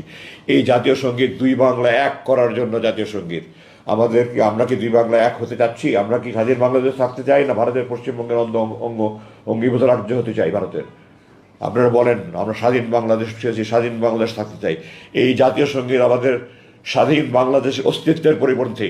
আমি জোর দাবি জানাচ্ছি নতুন জাতীয় আমাদের তৈরি করা হোক, এবং এই মিথ্যার উপরে কোনো জাতির ইতিহাস প্রতিষ্ঠিত হতে পারে না। একজন মুখের কথার উপরে কোনো ব্যক্তির জাতির ইতিহাস আল্লাহ কোরআনে বলেছেন, আল্লাহর একত্বে, আল্লাহর পূর্ণত্বে, আল্লাহর অস্তিত্বে বিশ্বাস করতে হবে, নাহলে জাহান্নামে যেতে হবে। আল্লাহর একত্ব, পূর্ণত্ব, অস্তিত্ব বিশ্বাস আল্লাহ শত শত আয়াত নাজিল করেছেন। রসুল যখন আনসারদের হাতে শপথ নিয়েছেন, তাদেরকে বলেছেন আমার যে কোনো ন্যায়সঙ্গত আইন তোমরা মানবে। রসুল জানতেন উনি কোনো অন্যায় আজাদি দেবে না, আনসাররাও জানতো আমরা কোনো তিনি অন্যায় দেবে না, তারপরেও এটা উনি রসুল বলেছেন। আর একজন শেখ মুজিব সাহেব, উনি 3 লক্ষ বলতে গিয়ে 3 মিলিয়ন বলেছেন, এবং এটাই 30 লক্ষ হয়ে গেছে। একটা জরিপ ছাড়া, কোনো রকমের কোনো কিছু ছাড়া 30 লক্ষ মা বোনের শহীদ বলে বলে তারা মানুষের আবেগকে কাজে লাগিয়ে মানুষকে প্রতারণা করেছে। আমি সরকারের কাছে আবেদন জানাই, আপনারা জরিপ করে বের করেন, অ্যাকচুয়ালি 30 লক্ষ হোক, 3 কোটি হোক, আপনারা বের করেন। আমার জানা মতে এটা 2,86,000 একটা জরিপ হয়েছিল, এটা 2,86,000 ছিল, দেখে তারা প্রচার করেনি। ওই 3 লক্ষটাকে 30 লক্ষ বানিয়ে তারে 2 লক্ষ মা বোন ধূসিত হয়েছে। এখনও সময় আছে, এখনও সেই বাস্তবের লোকজন বেঁচে আছে। আমরা সারা দেশে একটা জরিপ করে এই 3 লক্ষ না 30 লক্ষ, 2 লক্ষ মানুষ শহীদ হয়েছে কিনা জাতিকে সত্য ইতিহাস জানতে দিন। আমাদের নতুন প্রজন্মকে মিথ্যার উপরে আপনারা জাতিকে গড়ে তুলতে দেবেন না, দয়া করে আল্লাহর ওয়াস্তে। আপনারা যদি দেশপ্রেমিক হন, একটা সত্যিকারের জরিপ করে এটা ব্যবস্থা করেন। আমি আমার বক্তব্য আর 1 মিনিট বলে শেষ করতে চাই। আমরা বাংলাদেশে ধর্ম, গোত্র, বর্ণ নির্বিশেষে সবাই বাংলাদেশি। একটা স্বার্থান্বেষী মহল বিভিন্ন ধর্মাবলম্বীদের ধর্মোপাসনালয় বা তাদের এলাকায় গিয়ে আক্রমণ চালিয়ে বাংলাদেশের ভাবমূর্তি ক্ষুণ্ণ করার চেষ্টা করছে। হিন্দু, খ্রিস্ট, বৌদ্ধ, চাকমা, মারমা নির্বিশেষে আমরা সবাই বাংলাদেশি। আমরা সবাই বাংলাদেশি। মুসলিম অধ্যুষিত হলে আমরা বাংলাদেশি। আমাদের পরিচয় একটাই, আমরা বাংলাদেশি। আমরা ঐক্যবদ্ধভাবে একটা সুসংহত জাতি গড়ে তুলতে চাই।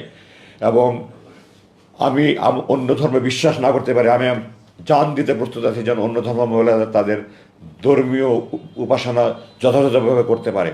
আমরা সবাইকে ঐক্যবদ্ধভাবে এই জিনিস নিশ্চিত করতে, যার যার ধর্ম শেষে পালন করবে। আমরা সবাই বাংলাদেশি।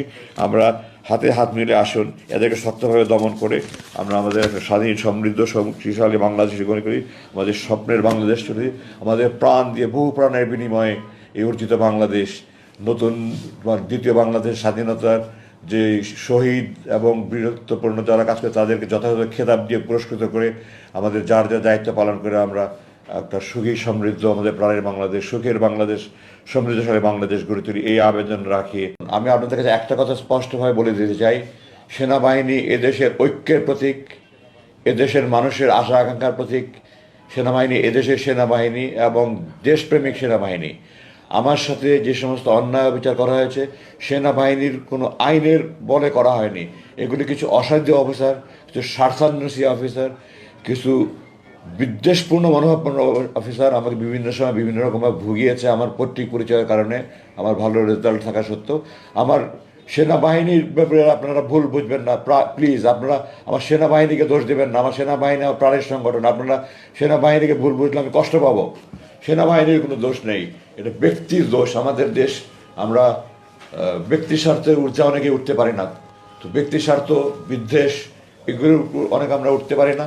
এই কারণে কিছু কিছু ব্যক্তি আমার প্রতি অন্যায় করেছে, জুলুম করেছে, এগুলো তাদের ব্যক্তিগত দোষ, সেনাবাহিনীর কোনো দোষ নেই। এবং বর্তমান সেনাবাহিনীর প্রধান উনি আমাকে দেখা করেছেন এবং আমাকে দাওয়াত দিয়েছেন ওনাকে যাওয়ার জন্য। আমি হয়তো ইনশাআল্লাহ কিছুক্ষণ পরে ওনার আপনাদের শেষ করে যাব। উনি আমাকে প্রতিশ্রুতি দিয়েছেন আমার সাথে যা যা অন্যায় হয়েছে সব কিছুর উনি প্রতিকার করবেন। যেমন আমি অলরেডি আপনাকে উদাহরণ দিয়ে আমাকে অবাঞ্ছিত ঘোষণা করা হয়েছিল, উনি এটা প্রত্যাহার করে অলরেডি চিঠি দিয়ে একজন জেনারেলকে পাঠিয়ে দিলেন। আমাকে যে গুম করেছিল, কারা করেছিল, এর জন্য উনি একজন লেফটেন্যান্ট জেনারেল র্যাঙ্কের অফিসারকে চেয়ারম্যান করে, একজন মেজর জেনারেল র্যাঙ্ক এবং 3জন ব্রিগেডিয়ার জেনারেল র্যাঙ্কের অফিসারকে যে একটা কমিটি করে শুধুমাত্র আমার ব্যাপারটা তদন্ত করার জন্য উনি কমিটি করে দিয়েছেন। এটার জন্য আমি ওনার কাছে কৃতজ্ঞ। আমার বিল্ডিং নির্মাণ স্থগিত ছিল, ওটার জন্য উনি পারমিশন অলরেডি দিয়ে দিয়েছেন, কাজ ইনশাল্লাহ শীঘ্রই শুরু হয়ে যাবে। এটার জন্য আমি ওনার কাছে কৃতজ্ঞ। উনি আমার পেনশনের ব্যাপার উনি আমাকে আশ্বাস দিয়েছেন ওনার পক্ষে সর্বাত্মক যা কিছু সম্ভব করার উনি করবেন। এবং আমি ওনাকে বলেছি যে আমি ব্রিগেডিয়ার জেনারেল র্যাঙ্কে অবসরপ্রাপ্ত আমি গ্রহণ করব না। আমি ব্রিগেডিয়ার র্যাঙ্কে যে আমাকে বরখাস্ত করা হয়েছে, আমি সেই বরখাস্তর আদেশ প্রত্যাহার করতে হবে। দ্বিতীয়ত আমাকে চাকরিতে পুনর্বহাল দেখাতে হবে। তৃতীয়ত আমি আমার ব্যাচে আমি প্রথমে স্থানান্তর করেছি, সমস্ত রেকর্ড রেজাল্ট আমার তাদের কাছে আছে। আমার ব্যাচমেটরা যারা 50 মানে মেধা তালিকা 50তম তারা যে মেজর জেনারেল লেফটেন্যান্ট জেনারেল হয়েছে, তো আমার ব্যাচমেটে যেদিন মেজর জেনারেল র্যাঙ্ক প্রমোশন পেয়েছে সেই দিন আমাকে মেজর র্যাঙ্ক প্রমোশন দেখাতে হবে। আমার ব্যাচমেটে যেদিন লেফটেন্যান্ট র্যাঙ্কে পদোন্নতি হয়েছে আমাকে সেই দিন লেফটেন্যান্ট র্যাঙ্কে পদোন্নতি দেখাতে হবে। এবং আমার সরকারি চাকরির সম্পূর্ণ সময়সীমা যে 59 বছর 1 বছর এলপিআর সহ আমাকে পূর্ণ সময়ের সকল সুবিধা সহ আমাকে অবসরে দেখাতে হবে। আমি এর থেকে কম কোনো কিছু গ্রহণ করবো না। এর থেকে যদি এটা না করা হয় তাহলে আমি আইনে আশ্রয় নেব। এবং উনি আমাকে প্রতিশ্রুতি দিয়েছেন যে উনি ওনার সাধ্যের মধ্যে থাকে উনি এটা করবেন, ওনার সাধ্যের মধ্যে না থাকলে উনি প্রয়োজনে উনি এই তত্ত্বাবধায়ক সরকার প্রধানের সাথে কথা বলে উনি এটা ব্যবস্থা করবেন। এই ধরনের আমাকে উনি প্রতিশ্রুতি দিয়েছেন। আমাকে আশা করি আমি জেনারেল ওয়াকারকে ব্যক্তিগতভাবে অত্যন্ত স্নেহ করি। সে আমার ছাত্র ছিল, আমি তাকে ভালোবাসি। সে একটা ভালো মানুষ এবং দেশপ্রেমিক মানুষ, না হলে আজকে যে ভূমিটাকে সে পালন করেছে এটা করতো না। এবং আমি দৃঢ়ভাবে বিশ্বাস করি যে প্রতিশ্রুতি দিয়েছে সেই প্রতিশ্রুতি পালন করবেন। তো আশাবাদী ইনশাআল্লাহ। আপনারা দোয়া করেন আমার প্রত্যাশা যেন পূরণ হয়, উনি যেন ওনার দায়িত্ব পালন করে আমাকে আমার যে ক্ষতিপূরণ হয়েছে এই ক্ষতিপূরণগুলি উনি করে দিতে পারেন। ধন্যবাদ। জি ভাই, নেক্সট প্রশ্ন করেন। নেক্সট প্রশ্নটা করেন। নেক্সট প্রশ্নটা করেন। জি নেক্সট প্রশ্নটা করেন, এখানে করেন।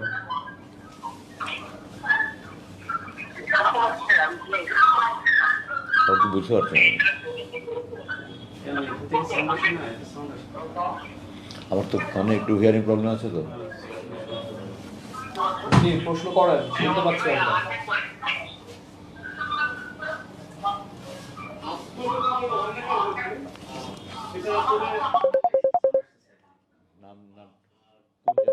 সেটা আর দ্বিতীয়ত আপনাকে নতুন জীবনে ফিরে আসার জন্য স্বাগত।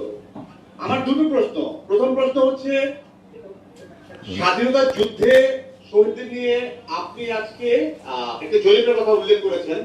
তা আমরা 30 লাখ বলে এতদিন যেটা জানতাম, জরিপে আপনি যে সংখ্যাটা উল্লেখ করেছেন সেটা আমার প্রশ্ন হচ্ছে আসলে আপনি তো মুক্তিযুদ্ধ দেখেছেন কিংবা সে সময় আপনারা জানতেন, আসলে আপনার মন্তব্য কি সেখানে শহীদের সংখ্যা কত? এক। দ্বিতীয় প্রশ্ন হচ্ছে গিয়ে আপনার বাবাকে মানবতা বিরোধী অপরাধে অভিযুক্ত করে শাস্তি দেওয়া হয়েছে, তার সম্পর্কটা আসলে ক্লিয়ার করতেন। তিনি যে কারণে তাকে অভিযুক্ত করা হয়েছে তার যে অপরাধ সে বিষয়ে আপনারা জানতে চাই। আচ্ছা, প্রথম প্রশ্নটা একটু আবার পরিষ্কার করে বলেন। 30 লক্ষ শহীদের ব্যাপারে কি বলতে চান?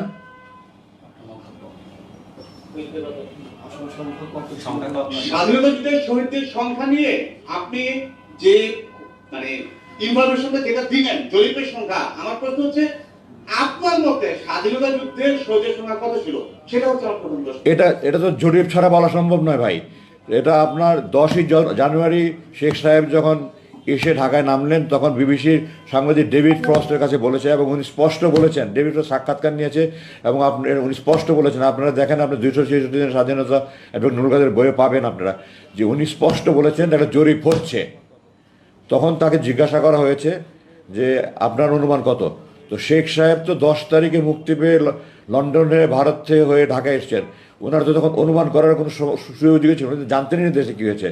তো ওনাকে কেউ একজন বলেছে 3 লাখ, উনি আমি যতটুকু জেনেছি, এবং উনি 3 লাখটাকে মানে বাংলায় যেমন লাখের পরে হাজারের পরে লাখ, উনি থাউজেন্ডের পরে মিলিয়নের মধ্যে যে পার্থক্য, হাজারের পরে লাখের 2টা শূন্য আর থাউজেন্ডের পরে মিলিয়নের মধ্যে 3টা শূন্য, এইটা ওনার জানা ছিল না, এই কারণে উনি 3 মিলিয়ন বলেছেন।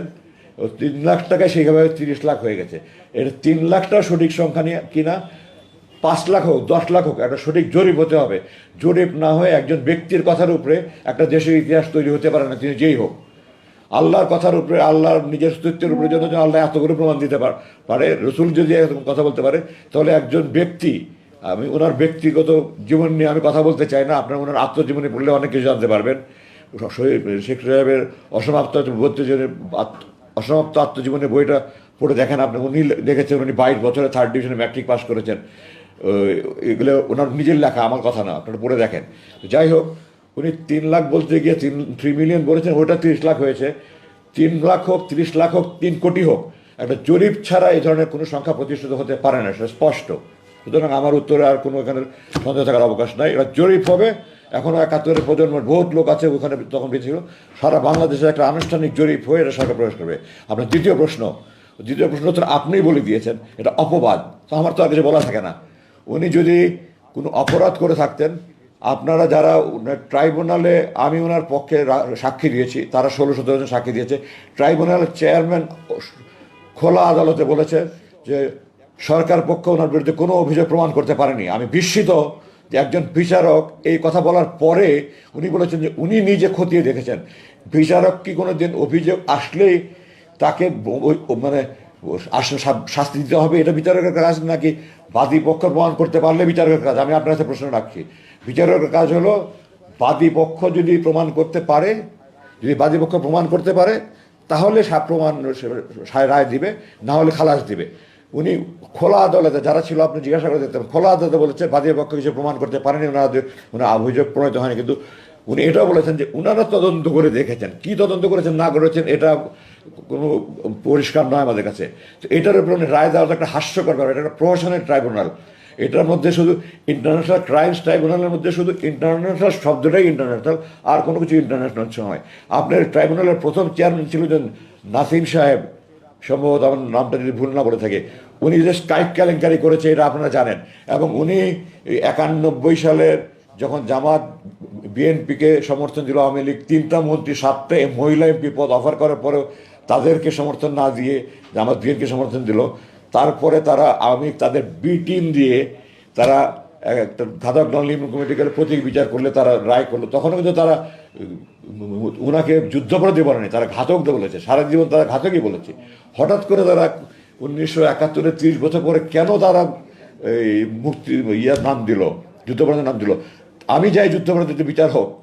আপনারা কেন 195 জন যুদ্ধাপরাধীকে বিনা অপরাধ মুক্তিতে ছেড়ে দিলেন? শেখ সাহেব, যারা পাকিস্তানের অখণ্ড পাকিস্তানের পক্ষে ছিলেন, শেখ সাহেব তাদেরকে দালাল আইন করেছিলেন।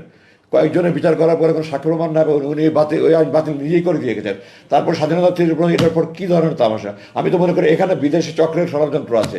আর ওনার বিরুদ্ধে এত তো প্রচারণা করার পরে ওনার যেই বর্ণাঢ্য জানাজা হয়েছে, এই দেশের মানুষ যে ওনাকে রাজকীয়ভাবে বিদায় করে দিয়েছে, এটা প্রমাণ করেছে এই দেশে উনি ইতিহাসের মুকুটহীন রাজা। আমি দৃঢ়ভাবে বলতে চাই, উনি ইতিহাসে বাংলাদেশের না, শুধু উনি একজন সর্বকালের, আমি বলবো না বিবিসি জরিপ করেছে সর্বকালের, এটা তো তার তামাশা। সর্বকালের ভবিষ্যতের কথা তারা জানে কেমনে? অদৃশ্যের মালিক আল্লাহ, গায়ে ভবিষ্যতের মালিক আল্লাহ। সুতরাং বিবিসি সেই সর্বকালে সর্বশ্রেষ্ঠ বাংলা জরিপ করেছেন, এটা হাস্যকর। তারা ভবিষ্যতের কথা বলতে পারে না, আজকে থেকে 100 বছর পরে কোনো ভালো বাঙালি হবে কিনা। তো বিবিসির মতো তো বলছেন কী করে এই ধরনের টাইটেল দিয়ে তামাশা করে আমি জানি না। কিন্তু আমি দৃঢ়ভাবে বলতে চাই, অধ্যাপক গোলাম আজম ইতিহাসের সর্বশ্রেষ্ঠ বাঙালি। উনি একজন মেধাবী ছাত্র, স্কুলে বরাবর ফার্স্ট হয়েছেন, এসএসসি থেকে মাস্টার্স পর্যন্ত উনি মেধা তালিকায় পাশ করেছেন। উনি ডাকসুর জিএস ছিলেন, উনি ফজলুল ভিভে ছিলেন, উনি রাষ্ট্রভাষা পাকিস্তান সরকারের কাছে আনুষ্ঠানিকভাবে উনি প্রথম ব্যক্তি ডাকসুর জিএস হিসাবে উনি পাকিস্তানের প্রধানমন্ত্রীর কাছে লিয়াকত আলী খানের কাছে ঢাকা ইউনিভার্সিটি বিশ্ববিদ্যালয়ের জিমনেশিয়ামের মাঠে ছাত্র জনতার তুমুল করাতেন। উনি মেমোরেন্ডাম পেশ করেছেন। উনি ভাষা আন্দোলনের করতে গিয়ে 52 সালে জেল খেটেছেন, 48 সালে জেল খেটেছেন, 55 সালে ওনাকে জেল করা হয়েছে, ওনাকে চাকরি থেকে বহিষ্কার করা হয়েছে। তো ওনার অবদান এই দেশে গণতন্ত্র নেই। উনি 1951 সালে আপনার বিএনপি জামাত যদি বিএনপি আওয়ামী কাউকে মানে কোনো সমর্থন না দিত, তাহলে এই দেশটা গণতান্ত্রিক ক্রাইসিস হয়ে যেত। এই গণতন্ত্র থেকে উত্তরণের জন্য উনি বিনা শর্তে বিএনপিকে সমর্থন দিয়েছেন। অধ্যাপক গোলাম আজমের অবদানে দেশের রাজনীতিতে একদিন মানুষ এখন না বুঝলে বুঝবে। উনি ইতিহাসে শুধু সর্বশ্রেষ্ঠ বাংলাদেশের নামই বলুন, উনি যে সর্বশ্রেষ্ঠ বাংলাদেশে, ওনার মতো মেধাবী, ওনার মতো দূরদর্শী, ওনার মতো প্রাজ্ঞ এই দেশে আমরা অভাগা জাতি। আমার বাবা বলে বলছেন আমরা অভাগা জাতি, যে চোর বাটপার গুন্ডা বদমাশ এদেশ লুটপাট করেছে, এদেশ রাজনীতি করেছে, এই দেশ ক্ষমতায় থেকেছে। ওনার মতো একজন সৎ খাঁটি দেশপ্রেমিক ব্যক্তি এই দেশের মানে মানুষ আমরা সেবা পেলাম না ওনার। আপনি নিজে উত্তর দিয়েছেন এগুলো সব অপবাদ। যারা ওনার অপবাদ করেছে, ওনার জানাজা, ওনার এদেশে ইতিহাস পৃথিবীর সারা পৃথিবীতে প্রায় 4,000 জানাজা, কাবা শরীফের মধ্যে 100-এর মতো জানাজা হয়েছে। এই দেশের ইতিহাসে কেন, পৃথিবীর ইতিহাসে এত বড় জানাজা হয়েছে কেন আমি জানি না। ওনার লাশ নিয়ে যে বর্ণাঢ্য র্যালি হয়েছে, পৃথিবীর ইতিহাসে এরকম বড় র্যালি হয়েছে কিনা আমি জানি না। এটার মাধ্যমে যারা ওনার বিরুদ্ধে অপবাদ, তাদের গালে একটা জুতার বাড়ি লাগা উচিত কথা। তাদের এরপরে তো আর মুখ খোলারই কথা না ওনার বিরুদ্ধে। ওনার মানবতা বিরোধী অপরাধ, এগুলো তো অপবাদ আপনিই বলেছেন। উনি কোনো মানবতা বিরোধী অপরাধ করেন নেই, আমি দৃঢ়ভাবে। এটা তো প্রশাসনের ট্রাইব্যুনালের চেয়ারম্যান নিজে খোদা বলেছে যে প্রসিকিউশন প্রমাণ করতে পারেন। এরপর আর কথা থাকে কি নিয়ে এটা নিয়ে? এটা নিয়ে আর কোনো কথা থাকার অবকাশে নাই।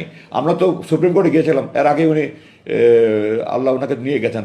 সুপ্রিম কোর্টে যদি ন্যায় বিচার হতো, আমি শতভাগ গ্যারান্টি দিয়ে বলছি, ওনার বিরুদ্ধে একটা প্রমাণ নেই। ওনার বিরুদ্ধে নাগরিকত্ব মামলায় সরকার পক্ষ হেরে গিয়ে আপিল বিভাগ, আপিল বিভাগের 5 জন বিচারপতি সর্বসম্মতভাবে ওনাকে বলেছে ওনার বিরুদ্ধে কোনো মানবাধিকার অপরাধের অপরাধ নেই। সর্বসম্মতভাবে ওনার পক্ষে রায় দিয়ে উনি নাগরিক হয়েছেন, এই দেশের নাগরিকত্ব ফিরে পেয়েছেন। 23 বছর জুলুমে করে ওনার নাগরিকত্ব হরণ করে রাখা হয়েছিল, জনগণের নেতাকে জনগণের দূরে সরে রাখা হয়েছিল।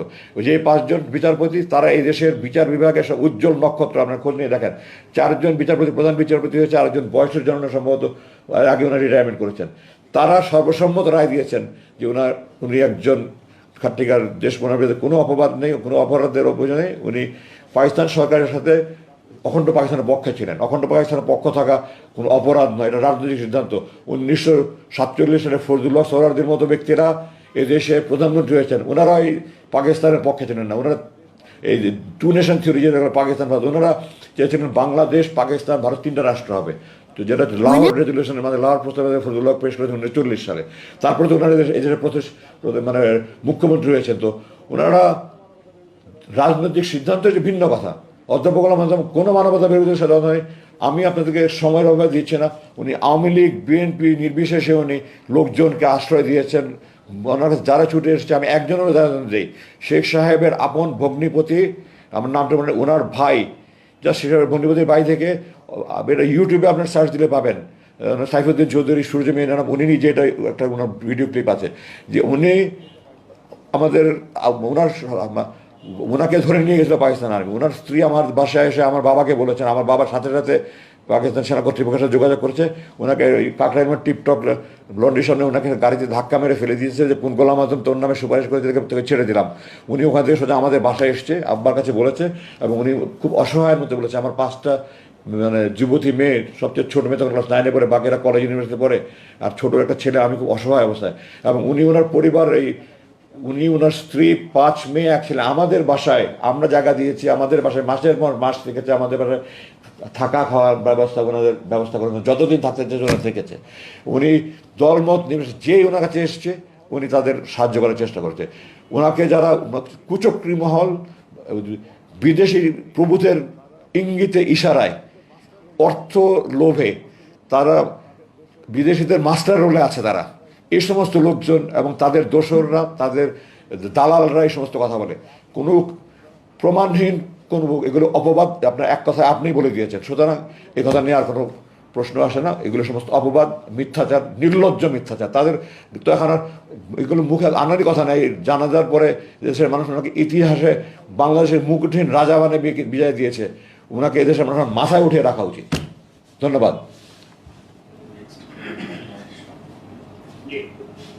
আসসালামু আলাইকুম, আমি নাজমুল হাসান সাগর, দৈনিক সীমান্তের পত্রিকার অপরাধ বিষয়ক সাংবাদিক।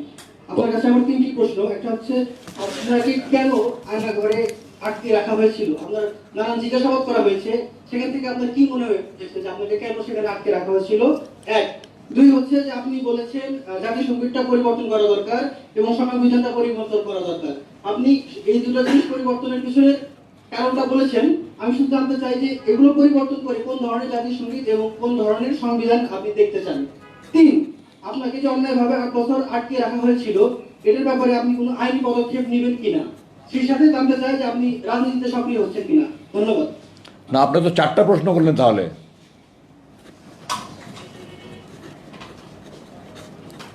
আচ্ছা, আমি আপনার একটা একটা করে জবাব দিয়েছি। আপনার প্রথম প্রশ্নের জবাব কিন্তু আমি প্রথমেই বলেছি, আমাকে আটকে রেখেছিল দুটা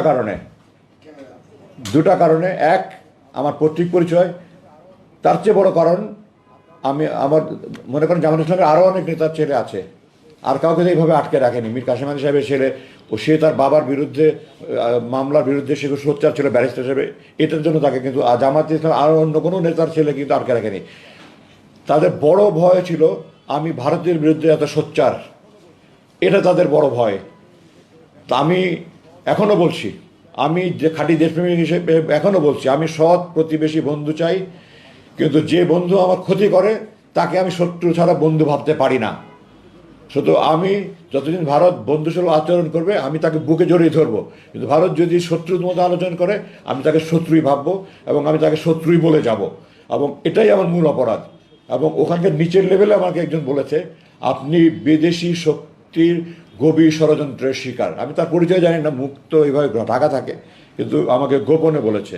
এবং আমি দৃঢ়ভাবে আমাকে তারা নাহলে জিজ্ঞাসা করবে কেন আপনার ভারতের বিরুদ্ধে এত সোচ্চার কেন, এবং এই একটা প্রশ্ন করার সময় খুব ক্ষুদ্রভাবে প্রশ্ন করছে। তো আমার কোনো সন্দেহ নাই এটাতে যে আমার মূল অপরাধ আমি ভারতের বিরুদ্ধে সোচ্চার, আমার মূল এটা হলো। দ্বিতীয়ত, আমার বাবার পরিচয়, এ দুটো মিলে আমাকে। আচ্ছা, সংবিধান এবং জাতীয় সঙ্গীত, আমি জাতীয় সঙ্গীত আমি সরকারের উপরে ছেড়ে দিলাম, কিন্তু এই জাতীয় সঙ্গীত যেটা আছে আমাদের, এটা আমাদের স্বাধীন বাংলাদেশের অস্তিত্বের পরিপন্থী। আমি পরিষ্কার করে বলেছি, এটা দুই বাংলা এক করার জন্য এই জাতীয় সঙ্গীত এইটা রবীন্দ্রনাথ রচনা করেছিল বঙ্গভঙ্গ রদ আন্দোলনের সময়। গড়ের মাঠে সে এটা প্রথম উপস্থাপন করে, কলকাতা গড়ের মাঠে। তো যেই সঙ্গীত দুই বাংলা এক করার জন্য সঙ্গীত, এটা কি করে স্বাধীন বাংলাদেশের জাতীয় সঙ্গীত হতে পারে? এটা 1971 সালে ভারত আমাদের উপর চাপিয়ে দিয়েছিল এবং আমাদের অস্থায়ী সরকার প্রগতির হুকুমে এটা মেনে নিয়েছিল। এটা পরিবর্তন হওয়া দরকার। কোনটা হওয়া দরকার এটা নিয়ে সরকার কমিটি করুক। অনেক সুন্দর সুন্দর গান আছে আমাদের ধনধান্যে পুষ্পবাহার একটা সুন্দর গান আছে, এমন দেশটি কোথাও খুঁজে পাবে না একেবারে। তারপরে খাটিয়ে শোনার চেয়ে খাটিয়ে আমার দেশের মাটি একটা আছে, প্রথম বাংলাদেশ আমার শেষ বাংলাদেশ একটা গান আছে। যে বাংলা যেটাই হোক, আমার কোনো আপত্তি নাই। আমার আপত্তি হলো বাংলাদেশকে তুলে ধরার জন্য এই জাতীয় সঙ্গীত বাংলাদেশের রাজীন্দ্রনাথ অস্তিত্বের পরিপন্থী, এটা বাদ দিয়ে সরকার একটা কমিটি, দেশপ্রেমিক সাংবিধানিক যে কমিটিভাবে সরকার ভালো মনে করে তাদেরকে দিয়ে কমিটি করে জাতীয় সঙ্গীত নতুন করে তৈরি করা উচিত। আর সংবিধান পরিবর্তনের জন্য তো এটা বিরাট ব্যাপার। সংবিধানটা মানবাধিকার পুনর্নিশ্চিত করতে হবে। সংবিধানে সশস্ত্র বাহিনীর সদস্যদের আইন তাদের বিরুদ্ধে অন্যায় হলে আইনের আশ্রয়ের কোনো সুযোগ নাই, এটাকে বাতিল করতে হবে। সশস্ত্র বাহিনীর সদীপ এখন আমার ধারণা মধ্যে 2 লক্ষের অধিক হবে, আরও অনেক বেশি হবে। আমি যখন নিয়ে গেছি তখন 2 লক্ষ, এর মধ্যে অনেক বৃদ্ধি পেয়েছে। তো আমরা কি মানুষ না? সশস্ত্র বাহিনী এই যে শত শত অফিসারকে তাদেরকে বরখাস্ত করেছে, তারা কি মানুষ নয়? তো তাদের কোনো মানবাধিকার নেই? আমি ডক্টর কামাল হোসেনকে একবার প্রশ্ন করেছিলাম কোনো এক ফোরামে যে আপনি মানবাধিকার কথা বলেন, অথচ আপনার সংবিধানে সেনাবাহিনীকে এত সদস্যকে আপনি মানব মনে করেন না, তাদের কেন আইনের আশ্রয় নেওয়ার অধিকার নেই? উনি কোনো সদুত্তর দিতে পারেন নাই আমাকে। তো এই সমস্ত মানবাধিকার পরিপন্থী যত আইন আছে এগুলি বাতিল করে নতুন করে সংবিধান প্রণয়ন। সংবিধানে এদেশের সকল ধর্মগোত্র নির্বিশেষে সকলের আবেগের প্রতিফলন হবে। আর যেহেতু আমরা মুসলিম দেশ, এখন 90 ভাগ, কেউ বলেন 92 ভাগ, কেউ 93 ভাগ, যতই হোক 90+ মুসলমান, এই মুসলমানদের একটা আল্লাহর আইনের বিরোধী কোনো আইন সংবিধানে থাকতে পারবে না। ওখানে আমাদের সংবিধানে একটা কথা আছে, জনগণ সার্বভৌমত্বের মালিক। জনগণ সার্বভৌমত্বের মালিক নয়, সার্বভৌমত্বের মালিক একমাত্র আল্লাহ। জনগণ যদি এখন আইন পাশ করে মদ খাওয়া হালাল, তাহলে কি মদ খাওয়া হালাল হয়ে যাবে? যদি এমপিরা 300 এমপি মিলে পাশ করে মদ খাওয়া হালাল, তাহলে কি আপনি মদ খাওয়া হালাল বলবেন? আল্লাহর আইনের বিরোধী কোনো আইন পাশ হতে পারে না, জনগণ সার্বভৌমত্বের মালিক হতে পারে না। সুতরাং সংবিধানে এটাও ইনক্লুড করতে হবে, আল্লাহর আইনের পরিপন্থী কোনো আইন এই সংবিধানে যেন সংসদের কোনো অধিকার থাকবে না। এই ধরনের একটা আইন সংযোজন করে একটা আমাদের মুসলিম চেতনার প্রতিফলন করে একটা আইন এখানে সংবিধান সংযোজন করে নতুন করে করবে। আমি তো সংবিধান বিশেষজ্ঞ নই, যারা বিশেষজ্ঞ আছেন তাদেরকে যে উচ্চ পর্যায়ের কমিটি করে করা হোক। আমার ব্যাপারে জানতে চেয়েছেন যে আমি আইনি প্রক্রিয়া নিব কিনা। আমাকে সেনাপ্রধান নিজে, আমি বলতে চাই, সেনাপ্রধান নিজে একটা কমিটি করেছেন এবং উনি নিজে আমার সাথে দেখা করে বলেছেন, এবং উনি আমি আমার চাকরিতে এত উঁচু পর্যায়ের কোনো কমিটি দেখিনি। এমনকি বিডিআর হত্যাকাণ্ডে যে সেনাবাহিনী কমিটি, সেটাও অত উঁচু পর্যায়ে ছিল না। একজন লেফটেন্যান্ট জেনারেলের নেতৃত্বে, একজন মেজর জেনারেল, 3জন ব্রিগেডিয়ার জেনারেল, 5 জনের সমন্বয়ে একটা কমিটি করেছেন। তাদের সাথে অলরেডি আমার 4 ঘন্টার মিটিং হয়েছে, অনেক ফলপ্রসূ আলোচনা হয়েছে, এবং তারা আমাকে আল্লাহর নামে শপথ করে বলেছে তারা অনুরাগ বা বিরাগের বরাবর বশবর্তী না হয়ে তার সত্য উদ্ধারণ করবে। আমি দৃঢ়ভাবে বিশ্বাস করি সেনাপ্রধান আমাকে এই কমিটি মিলে তার সত্য উদ্ধারণ করবে, এবং আমি বিশ্বাস করি তারা এটা যথাযথ ব্যবস্থা করবে। এবং এটার বিরুদ্ধে তারপরে আমি উনি সেনাবাহিনী আইনগত মানে সেনাবাহিনী আভ্যন্তরীণ ব্যবস্থা করার পরে আমি চিন্তা করব যে এটা তো সেনাবাহিনী এটা করেনি, এটা প্রথম কথা। সরকার কোনো একটা বাহিনী দিয়ে করেছে, কোন বাহিনী করেছে এটা প্রশ্ন। এখন সরকার বিভিন্ন বাহিনী ছিল, আপনারা জানেন। জেনারেল হাসিনুর রহমান, কর্নেল হাসিনুর রহমান সম্ভবত 2 বছর আগে না 3 বছরের মুক্তি পেয়ে সে সম্ভবত আমাকে বলেছে যে সে ডিজিএফআই আয়না করে আমাকে দেখেছে। আমি জানি না, আমি তাদেরকে বলেছি তোমরা ফাইন্ড আউট করো, এবং সেনাপ্রধান আমাকে কথা দিয়েছেন যদি সে ডিজিএফআই করে থাকে তাহলে উনি অবশ্যই সংশ্লিষ্ট অফিসারদের বিরুদ্ধে আইনগত ব্যবস্থা নেবেন। তো আমি স্পষ্ট করে বলতে চাই, ডিজিএফআই কিন্তু সেনাবাহিনীর অধীনস্থ কোনো, এটা 3 বাহিনীর একটা সংগঠন। এটা সরাসরি প্রধানমন্ত্রীর অধীনে, সেনা প্রধানের কোনো নিয়ন্ত্রণ নাই এই বাহিনীর উপরে। নৌবাহিনী প্রধান, বিমানের কারো নিয়ন্ত্রণ নাই। এটা 3 বাহিনীর অফিসারদের বা বিভিন্ন পদের সৈনিকদের সমন্বয়ে এটা গঠিত একটা সংগঠন, কিন্তু সরাসরি প্রধানমন্ত্রী, সামরিক উপদেষ্টা এবং ডিজিএফআই এই হলো চ্যানেল। সুতরাং এটার সাথে আপনার সেনাবাহিনীকে জড়িত করবেন না, প্লিজ সেনাবাহিনীকে বাইরে রাখেন।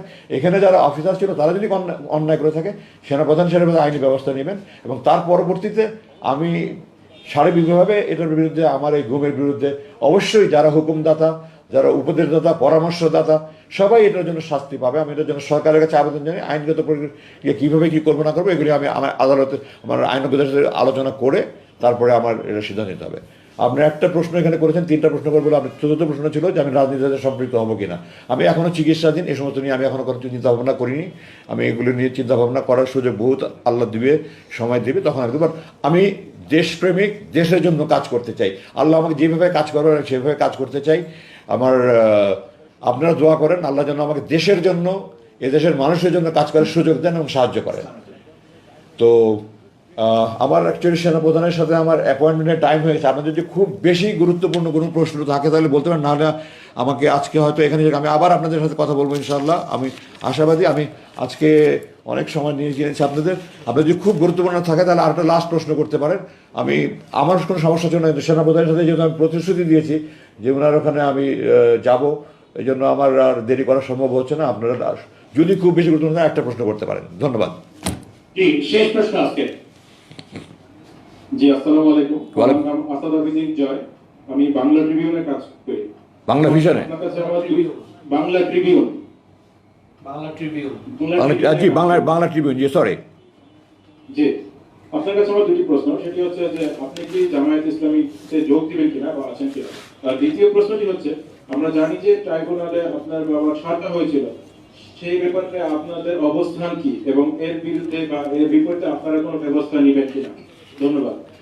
আপনার 2টা প্রশ্ন নিয়ে আমি জবাব অলরেডি দিয়ে দিয়েছি। আমি তো রাজনীতির ব্যাপারে বলেছি যে আমি এখন রাজনীতিতে যোগদান করবো কি করবো না, এই ব্যাপারে আমি এখন পর্যন্ত কোনো সিদ্ধান্ত নেইনি। সুতরাং এটা তো জবাব আমি দিয়ে দিয়েছি। যদি যোগদান করার সিদ্ধান্ত নেই তখন কোন দলে যোগদান করবো সেটার প্রশ্ন আসে। আমি এখন যোগদান করবো এটা সিদ্ধান্ত নেইনি আমি এখনও। আমি দেশের জন্য কাজ করতে চাই, দেশবাসীর উন্নয়নের জন্য কাজ করতে চাই। কী ফর্মে কাজ করবো, কীভাবে কাজ, আল্লাহ আমাকে কীভাবে কাজ করতে হবে এটা সময় বলে দেবে, এটা আপনার সময় দেখতে পাবেন। আর দ্বিতীয় প্রশ্ন হলো যে ট্রাইব্যুনালে তো আমরা এখন আগেও বলেছি, এখনও বলেছি, এবং ট্রাইব্যুনাল চেয়ারম্যান বলেছে এগুলো তো সব অপবাদ, এগুলো প্রমাণিত নয়, মিথ্যা এগুলো সব। তো এটা আমরা আপিল করেছিলাম সুপ্রিম কোর্টে। উনি তো সুপ্রিম কোর্টের রায়ের আগেই উনি ইন্তেকাল করেছেন এবং এই মামলাটা ডিসমিস হয়ে গেছে। তো এটা নিয়ে তো এখন আর কথা বলার কোনো অর্থহীন। তবে আমি দৃঢ়ভাবে আবারও বলছি, অধ্যাপক গোলাম আজম ইতিহাসের সর্বশ্রেষ্ঠ বাঙালি। ওনার বিরুদ্ধে যা বলা হয়েছে এগুলি সব ভারতের দালাল, এগুলি সব ভারতের রয়ের মাস্টার রোলের যারা বেতন পায়, এবং তাদের যারা চাটুকার, তাদের যারা তোষামত করে, তারাই এগুলি বলেছে। খাটিকার দেশপ্রেমিক যদি বলতো ওনার জানাজা ইতিহাসের বড় বৃহৎ জানাজা হতো না, 5-7 লাখ জানাজা হয়েছে, মানুষ যেভাবে চোখের পানিতে বিদায় দিয়েছে পৃথিবীর ইতিহাসে সে এরকম নেই। যদি উনি অন্যায় করতেন, অপরাধ করতেন, কোনো অপরাধীর অন্যায়ের এই ধরনের জানাজা হতে পারে না। সারা পৃথিবী 4,000-এর মতো জানাজা হয়েছে, এটা হতে পারে না। আমেরিকায় 100-এর উপরে হয়েছে, সব মাক্কাতে 100-এর উপরে জানাজা হয়েছে। ভালো খারাপ মানুষ হলে আমি এখানে বলতে চাই না যে আপনার বই পড়ে দেখেন 3টি সামরিক অভ্যুত্থান না বলা কিছু কথা, কর্নেল হামিদ, কৃতি রানী হামিদ দাবারু, কৃতি দাবারু রানী হামিদের স্বামী, ফুটবলার কাসা হামিদের বাবার লেখা বই 3টি সামরিক অভ্যুত্থান না বলা কিছু কথা। আপনারা দেখেন শেখ সাহেবের জানাজায় 17 জন না 18 জন মাত্র লোক হয়েছে। তো একজন যদি মানুষ খারাপ মানুষ হয়, আল্লাহ কোনোদিন তার জানাজায় মানুষ যেভাবে কেঁদেছে আপনার জানাজা দেখেন, ওটাই আপনাদের উত্তর বলে দিবে, আমার কিছু বলতে হবে না। উনি একজন আমার দেখা উনি শ্রেষ্ঠ মুসলমান মানুষ, আমার দেখা উনি শ্রেষ্ঠ মুত্তাকি মানুষ, উনি ফেরেশতা তুলবেন। আমরা অভাগা জাতি ওনার খেদমত পেলাম না, এটা আমাদের দুর্ভাগ্য। আমার বাবা বলে বলছি না, আমি ওনাকে কাছে থেকে সারাটা জীবন দেখেছি। আমি একজন মানুষ হিসাবে বলছি, আল্লাহর নামে কসম করে বলছি, আমি অনুরাগের বশবর্তী আবেগের বশবর্তী কথা বলছি না, আমি একটা মানুষ হিসাবে বলছি। আপনারা যারা ওনাকে ব্যক্তিগত জানেন চেনেন, তাদের কাছে জিজ্ঞাসা করে দেখেন। আর নাহলে এত প্রচারণা করে এত বড় জানাজা হবে কেন আমাকে আপনারা বলেন। সুতরাং এটা একটা অবান্তর ইস্যু। এখন উনি ইন্তেকাল করেছেন এবং এই দেশের মানুষ প্রমাণ করে দিয়েছে যে এই দেশের মুকুটহীন রাজা, উনি ক্ষমতার লোভ নেই, মোহ নেই। উনি বহুবার পাকিস্তান আমলে 2বার মন্ত্রী হওয়ার সুযোগ ছিল। 91 সালে উনি মন্ত্রী হয়ে সামরিক সমাজের সমর্থন দিতে পারতেন। উনি 2001-2000 সালে মন্ত্রী করতে পারতেন। উনি কোনোবারে মন্ত্রী হয়নি। উনি প্রতিবারই বলেছে আমি সরকারে থাকলে সরকারের অন্যায় আমি সমালোচনা করতে পারবো না, এই জন্য আমি সরকারের অংশ হয়ে কখনো থাকতে চাই না। নাহলে ওনার 4বার সুযোগ ছিল, উনি মন্ত্রী হননি। 1969 সালে আইএমের পতনের পরে ইয়াহিয়া খান ক্ষমতা নিল, মন্ত্রী করলেন মোমেনায়েম খানকে সরিয়ে এমএন হুদারাম এক ভদ্রলোকে উনি মন্ত্রিত্বের শপথ নিয়ে আমাদের বাসায় এসে আব্বাকে অনুরোধ করেন আপনার যে কোনো মন্ত্রণালয়ে আপনি আমাকে সাহায্য করেন। আব্বা ওনাকে বিনয়ের সাথে বলেছেন যে আমি সরকারের অংশ হয়ে গেলে আমি সরকারের অপকর্ম সমালোচনা করতে পারবো না, আপনারা ক্ষমা করবেন। উনি ক্ষমতার অংশ হয়নি। তো আশা করি আপনি আপনার প্রশ্ন পেয়ে গেছেন, উত্তর পেয়ে গেছেন। ধন্যবাদ। তো আপনাদের কাছে আমি আজকে বিদায় চাই। আমার সেনাপ্রধান আচ্ছা আমি আচ্ছা ধন্যবাদ। আমার সেনাপ্রধানের 1টার মধ্যে পৌঁছার জন্য আমি বলেছিলাম, তো এখন তো দেরি হয়ে যাবে। ওনাকে ফোন করে দুঃখ জানিয়ে আমি এখনই রওনা হতে হবে। আপনারা দোয়া করেন আমার জন্য। আমি আপনাদের কাছে, সমস্ত দেশবাসীর, সমস্ত বিশ্বের সমস্ত বাঙালি মুসলমানদের কাছে, সমস্ত মুসলমানদের কাছে আবেদন জানাই, যত অন্যায় জুলুম যেখানে যা হচ্ছে সেগুলোর যেন প্রতিকার হয়। আমাদের দেশ যেন আমরা সুখী সমৃদ্ধি বাংলাদেশ সবাই ঐক্যবদ্ধভাবে গড়ে তুলতে পারি। আসুন আমরা সবাই মিলে কাজ করি। আমি আমার জান দেওয়ার জন্য প্রস্তুত আছি। আমার পরিবারের পক্ষ থেকে, আমার সবাই পক্ষ থেকে আমি বলছি, আমরা আমাদের চাকরি আমরা করবো ইনশাআল্লাহ। এই প্রতিশ্রুতি দিয়ে আমার বক্তব্য শেষ করছি। ধন্যবাদ। আসসালামু আলাইকুম।